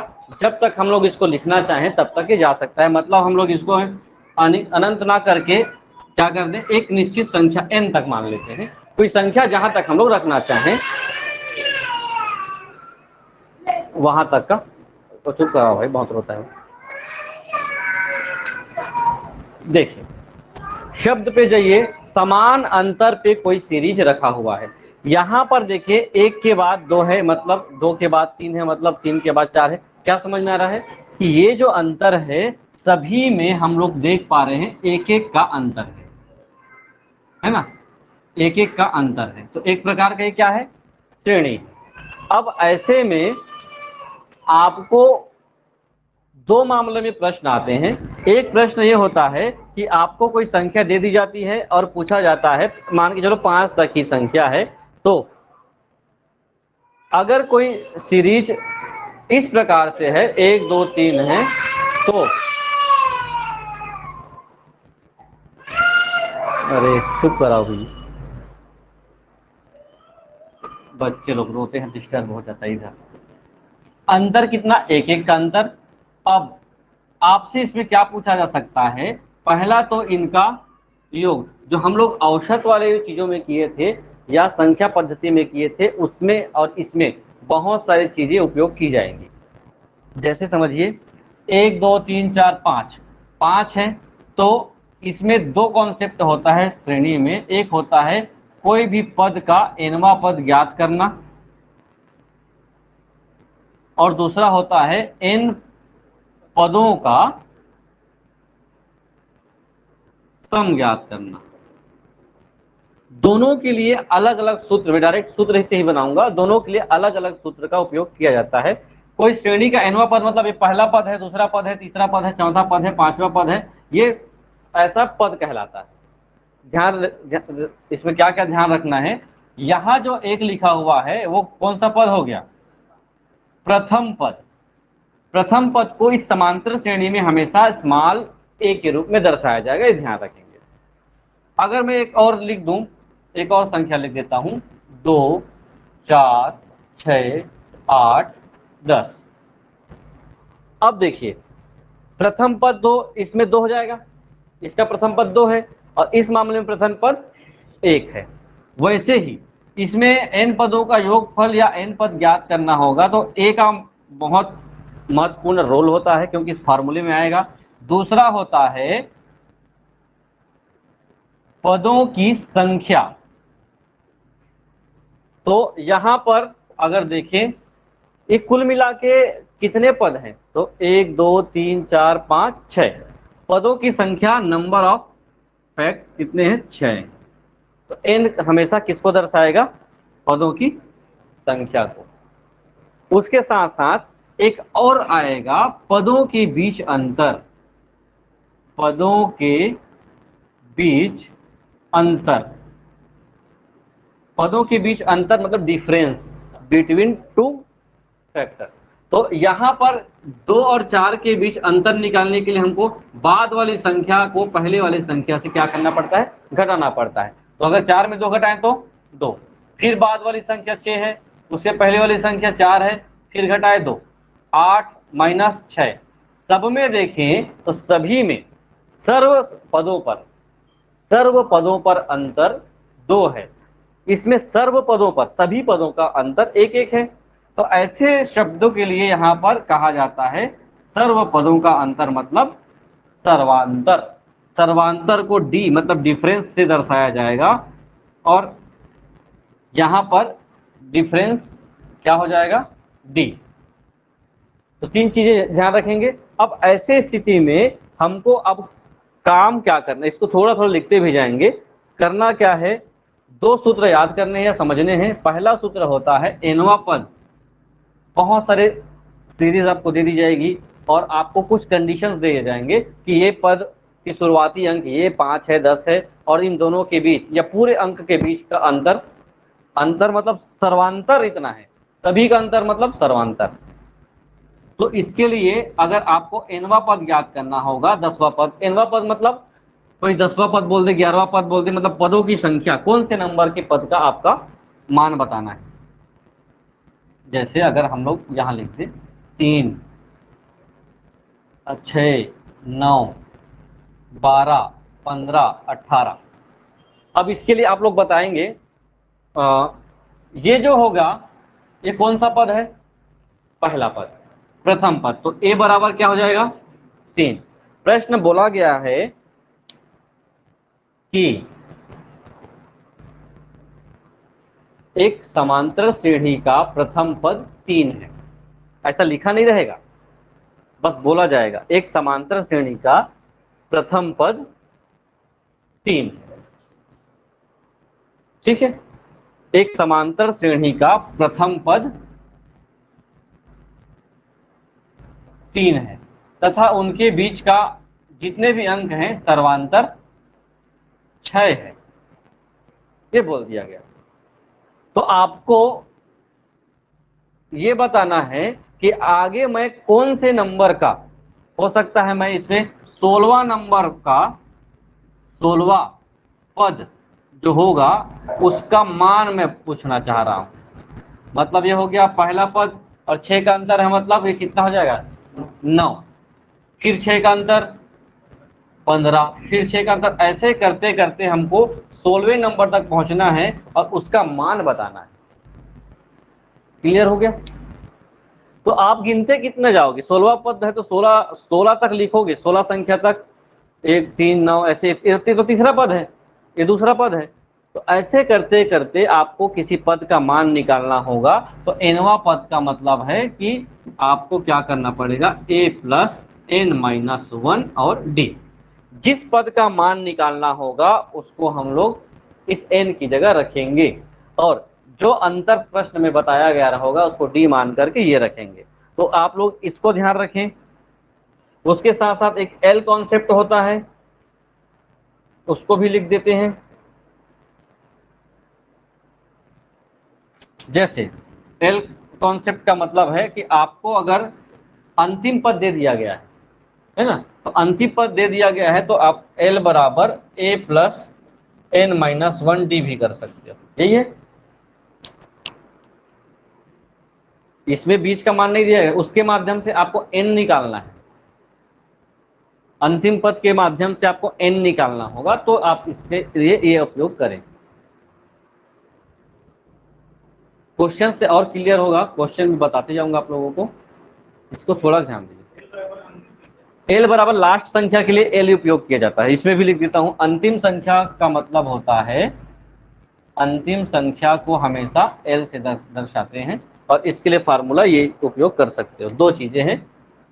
और n पदों का योग निकालना होगा तो आप क्या करेंगे, n पदों का योग निकालना होता है तो उसके लिए थोड़ा सा दूसरा सूत्र है।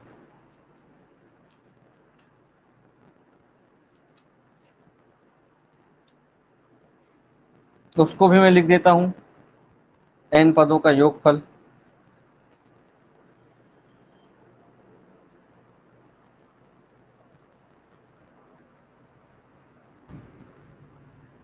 ये क्या होता है, n/2, n/2 और बड़े ब्रैकेट में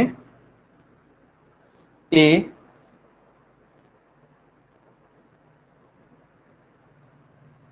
to a plus n-1 d।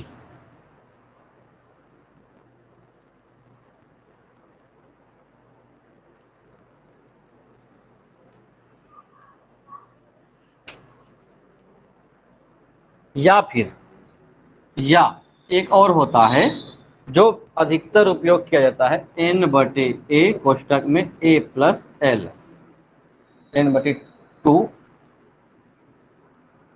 या फिर इसको ऐसा लिख लेंगे। दो फार्मूले हैं, जो दो फार्मूले में कभी कभी अंतिम संख्या दे दी जाती है और आपको बतानी पड़ती है, तो सबसे अच्छा शॉर्ट तरीका होता है सेकेंड विधि।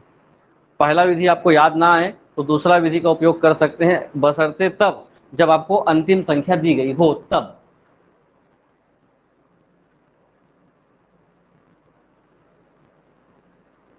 और ये जो सेकंड वाला नियम है वो आपको किस में काम आएगा? जब प्रश्न दे दिया जाता है कि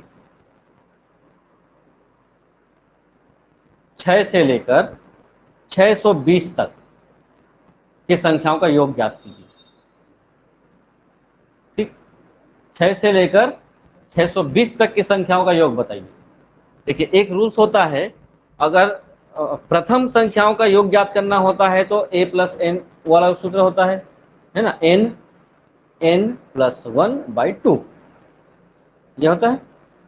उसमें जब आपको प्राकृतिक संख्याओं का योग ज्ञात करना होगा, प्रथम प्राकृतिक संख्याओं का योग सिंपल वाला, लेकिन अगर 20 से दे दिया, हम लोग 20 से देने वाले को भी हम लोग पढ़े थे, उसको 5 को छोड़ करके वाला माइनस कर दे, या फिर ये वाला,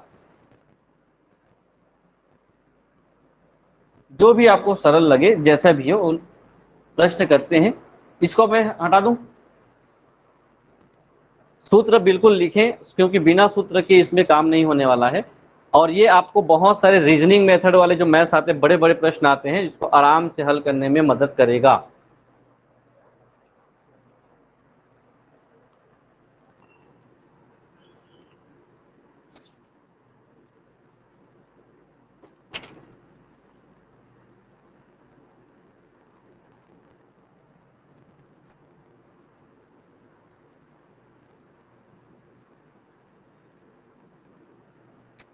चलिए,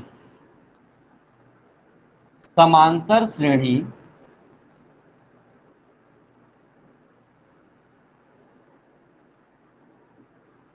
में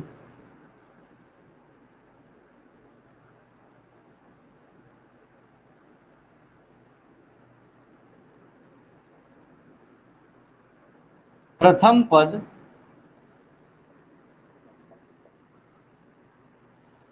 ऋण 7 तथा सर्वांतर 5 है, तो श्रेणी का 18वां पद क्या होगा? 18वां पद मतलब आपको एक एक करके लिखना है। प्रथम पद a बराबर -7, d बराबर 5 है, और n बराबर 18 है। सूत्र क्या था? सूत्र समांतर श्रेणी का सूत्र होता है a प्लस n-1 d। आप लोग इसको थोड़ा सा हल करके बता देंगे कितना उत्तर आएगा।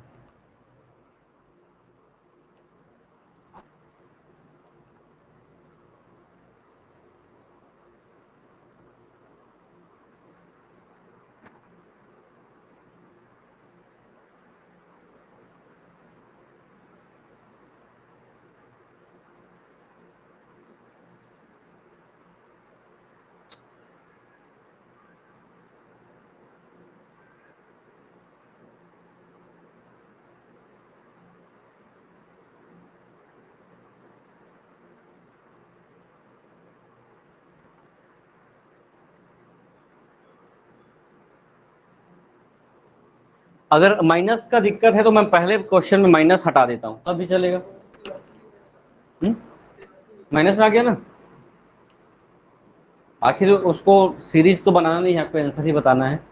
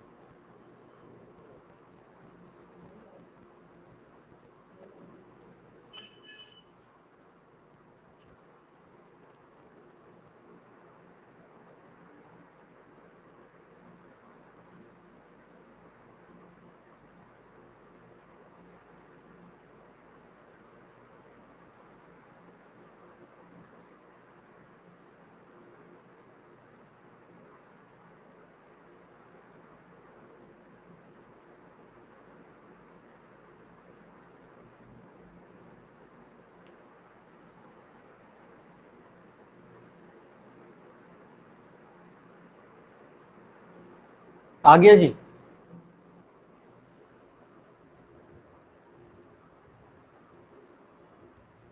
सिक्सटी एट आया है कि 78 आया है? 78 आएगा, क्योंकि जो भी क्वेश्चन दिया हूँ उसका गुना भाग कर लेंगे, देख लेंगे कितना कितना आ रहा है। 17 और 5 का गुना किए तो कितना हुआ? 85 हुआ। अब 85 हुआ है तो ऋण 7 और 85 को माइनस करोगे,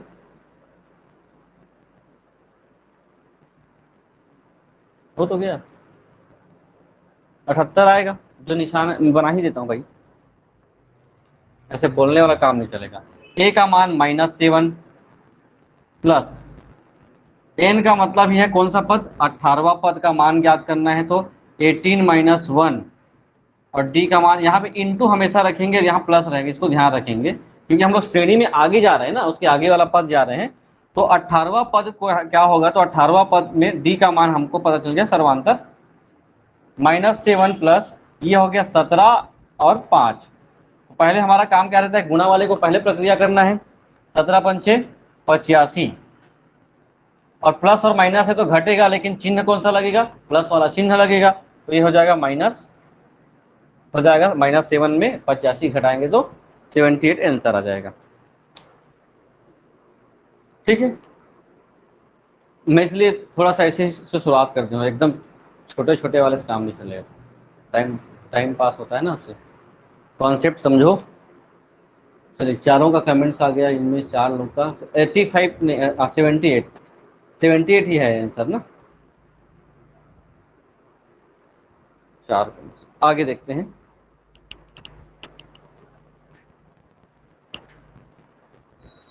सूत्र याद हो जाएगा, 5-6 प्रश्न करेंगे आप लोग तो, क्योंकि अभी जो जितने भी अभी मैथ्स आने वाले हैं या करने वाले हैं हम लोग, सभी सूत्र के आधार पे हैं।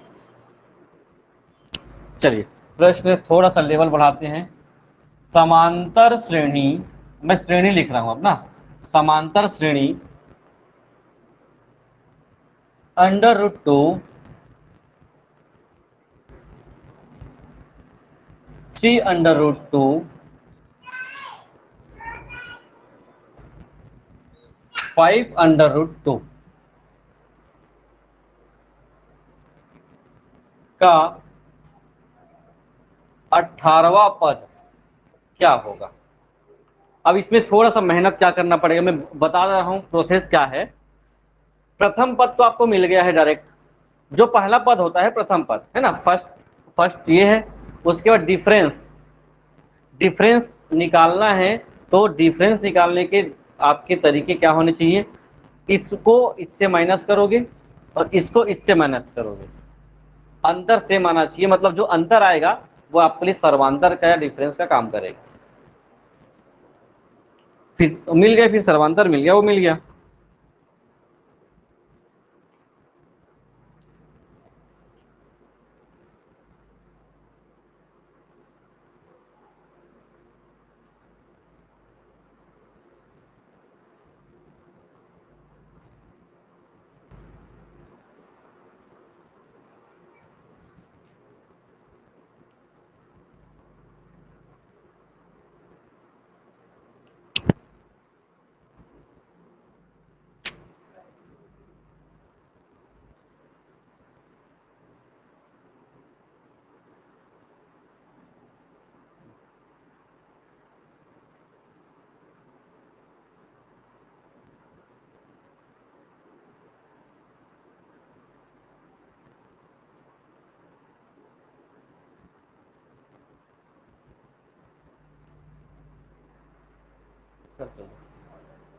बता दें, चलिए थोड़ा समझ में आ रहा होगा तो, नहीं तो फिर मैं बताऊंगा ही।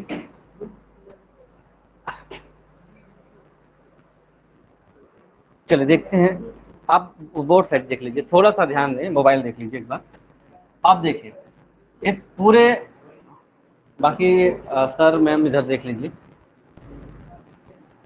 प्रथम पद, जो फर्स्ट जो पद है प्रथम पद, हम लोग क्या माने हैं, ए माने हैं।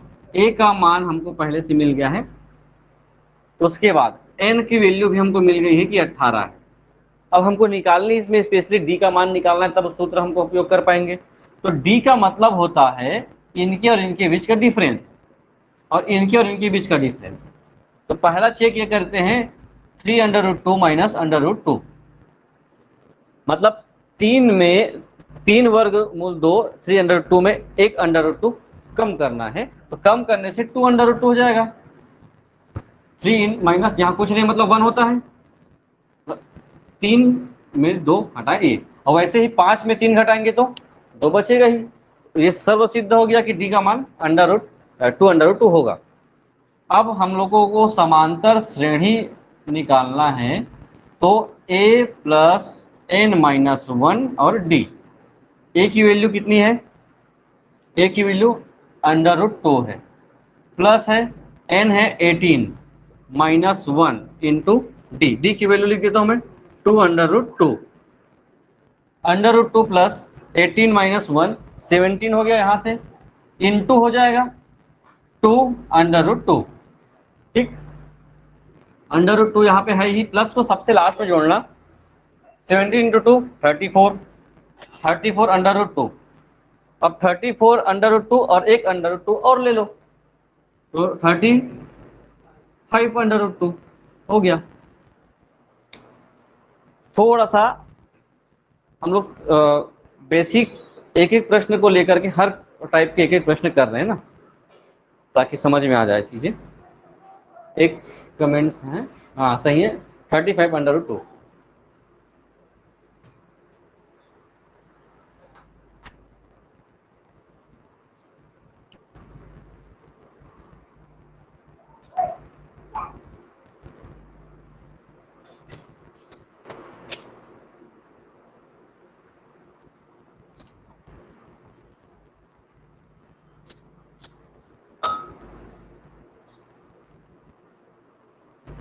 आगे बढ़े, अब फिर से एक क्वेश्चन बदल देता हूं मैं।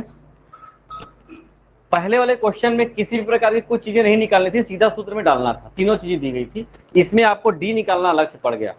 अब देखिए दूसरा प्रश्न बदलते हैं, लिख लेंगे प्रश्न, समांतर श्रेणी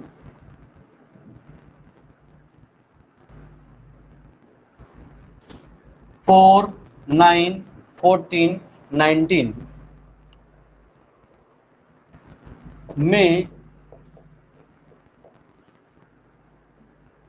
कौन सा पद 124 है। या फिर नेचर बदल गया क्वेश्चन का, तब आपको कौन सा पद 124 से निकालना है, तो आप क्या करें, हमने शुरुआत में एक बात कही है मैंने कि अब ऐसा प्रश्न निकालना रहता है तो आप एल कॉन्सेप्ट ले सकते हो या उस पद को कर सकते हो।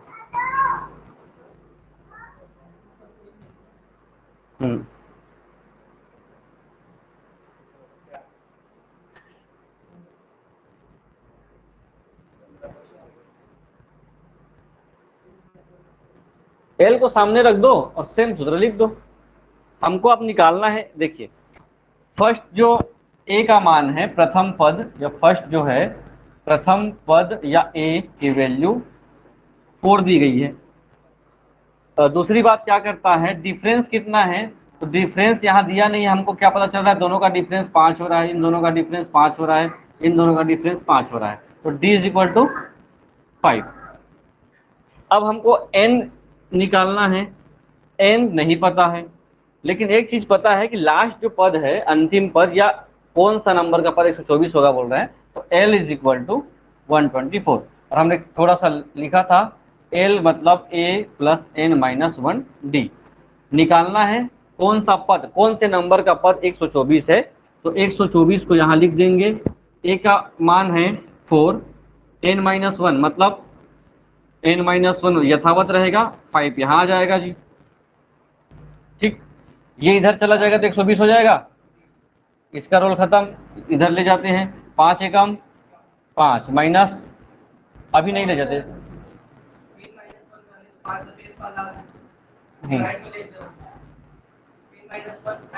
चलो एक साथ ही कर देते हैं, इसको 4 ही रहने देते हैं, प्लस 5n-5, एक एक लिखना जरूरी है। इसमें और इसमें क्या हो गया,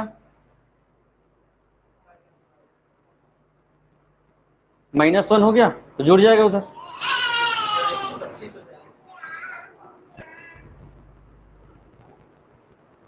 -124 तो है, -1 इधर होगा, 20 पर जाएंगे 25, 5 से डिवाइड करेंगे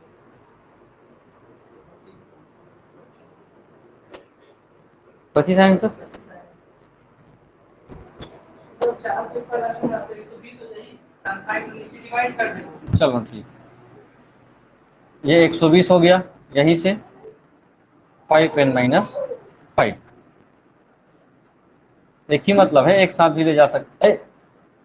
ये हो जाएगा, नीचे तक दिख रहा होगा 100, यहाँ तक दिख रहा होगा ना। 124 - 4 इधर ले गए, अब बचा 5n-5, ये हो गया 120 बराबर 5n-5, ये -5 फिर इधर जाएगा तो 120, ये माइनस पक्षांतर हो जाएगा तो +5, और 5n इधर, 125 और 5n, तो n इज इक्वल टू 25 बार में कट गया, n का मान है 25, या 25वां पद 124 है।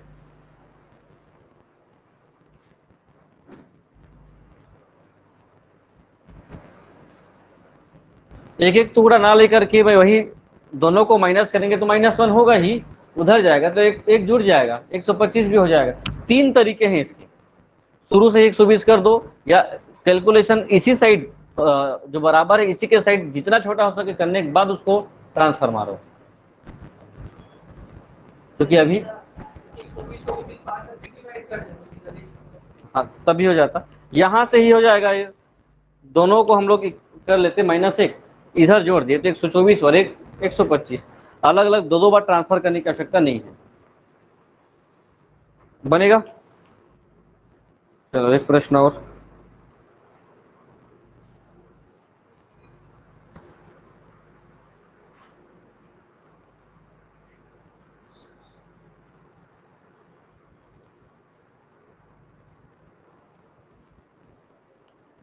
समांतर श्रेणी का प्रश्न वही है, लिख तो लिए हमने सब लोग।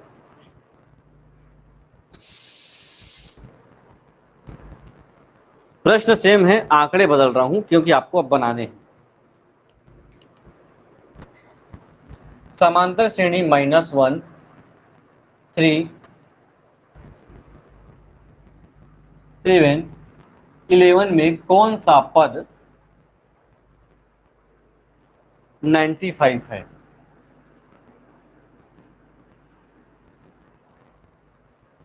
तो फिर सेम है, बस आंकड़े बदल दिया हूं, इसको बनाएंगे फिर इसके बाद करेंगे आगे।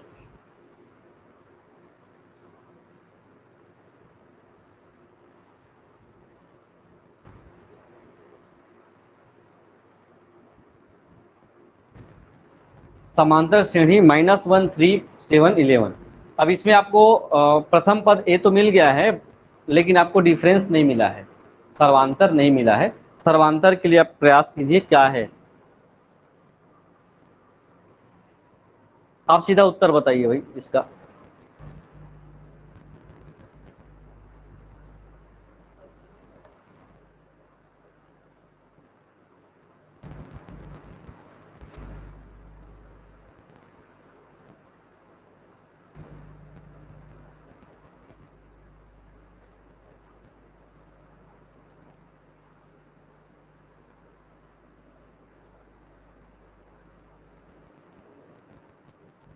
चलिए बना दे क्या,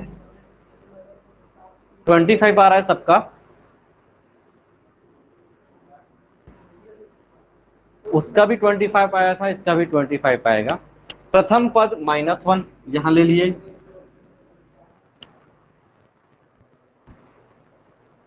अंतर निकाले कैसे, अंतर ध्यान रखेंगे ये -1 है, एक नहीं है। अगर इसको आप लोग एक मान लोगे ना तो अंतर 3 आ जाएगा। ये -1 है, -1 के बाद 0 आता है ना।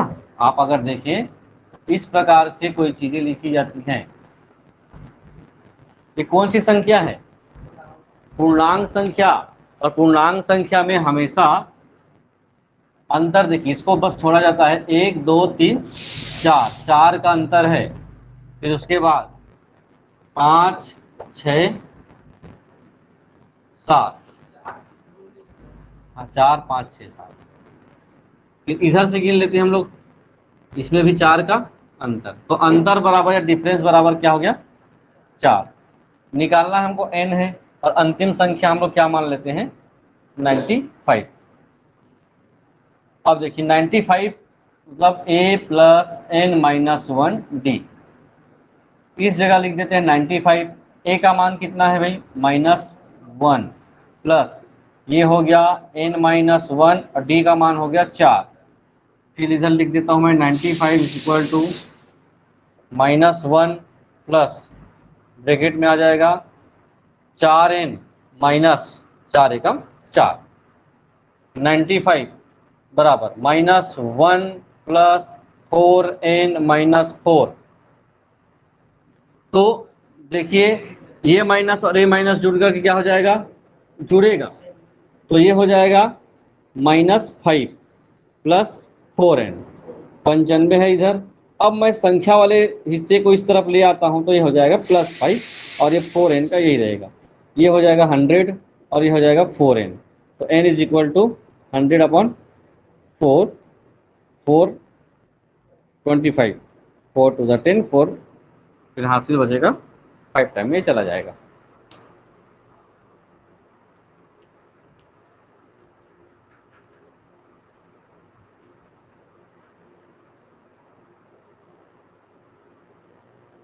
चलिए 25 आएगा इसका आंसर।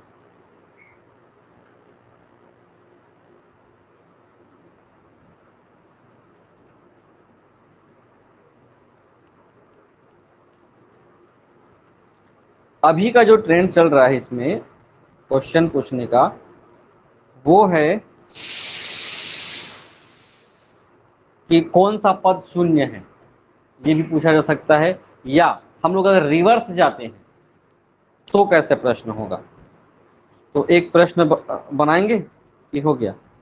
एक प्रश्न बनाओ।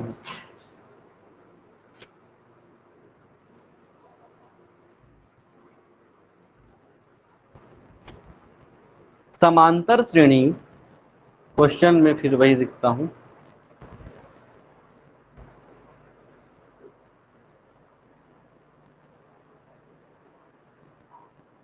समांतर श्रेणी 4 9 14, 4 9 14, फिर उसके बाद डॉट डॉट 254 में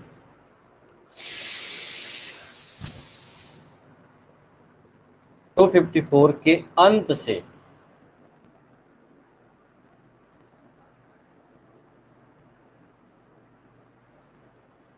दसवां पद क्या है।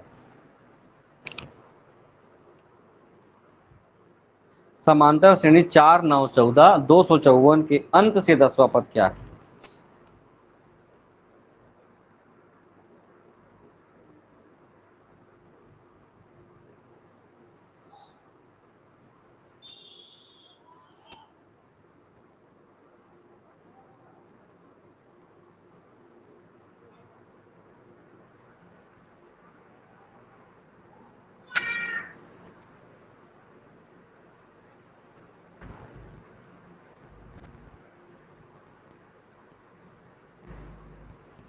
चलिए इसको थोड़ा समझ लीजिए। दो कॉन्सेप्ट हम लोग समझेंगे अभी। अभी जितने भी हम लोग किए a प्लस n माइनस 1 और d किए, इसका अर्थ क्या था? हम लोग प्रथम पद से आगे बढ़ते जाएं तो आगे आने वाले पदों के बारे में जानकारी ले सकते हैं कि जो कौन सा पद है और कितने क्रमांक का पद है और पद की वैल्यू क्या है, मान क्या है। ये जस्ट रिवर्स क्वेश्चन है। इसमें 4 से लेकर के 254 तक का पद लिख दिया गया है। अब आपको 254 के पहले, उसके पहले, उसके पहले, उसके पहले ऐसे आना है। तो आपको इधर से गिनने के बाद 10वें नंबर पे जो होगा उसका मान बताना है। लेकिन एक चीज का सहारा लेने के लिए दे दिया गया है कि डिफरेंस कितना है, 5 का डिफरेंस मिल रहा है इसमें। तो आप लोग ध्यान रखें, इसमें इस 4 की वैल्यू है क्या? 4 की वैल्यू यहां पर नहीं है, वैल्यू 254 की है, और इसके लिए आपको एक ही स्थान पर अंतिम, और क्योंकि हम लोग वापस इधर जाएंगे इसी कारण से प्लस की जगह क्या करेंगे हम लोग, मतलब इस एल से, एल मतलब अंतिम संख्या, इस अंतिम संख्या से इधर जाने वाले अंकों के बारे में जानकारी ले रहे हैं, तो आपको इसका सूत्र इस रूप से लगाना पड़ेगा। तो ए की वैल्यू हमको ना लिख करके सीधा क्या लिखना है, एल बराबर 254 एंड डिफरेंस बराबर 5। ठीक, एन का मान ही निकालना है आपको, और इस रूप में आप एन का मान निकाल लीजिए।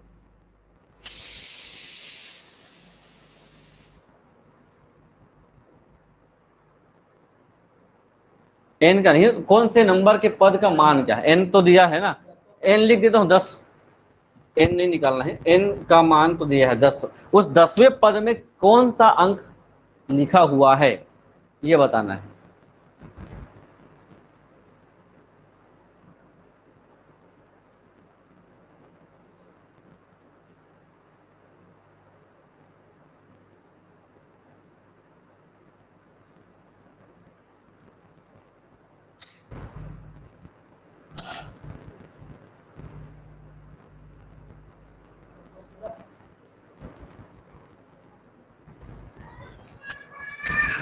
एल की वैल्यू है 254, माइनस एन है 10, माइनस 1 और डिफरेंस है 5।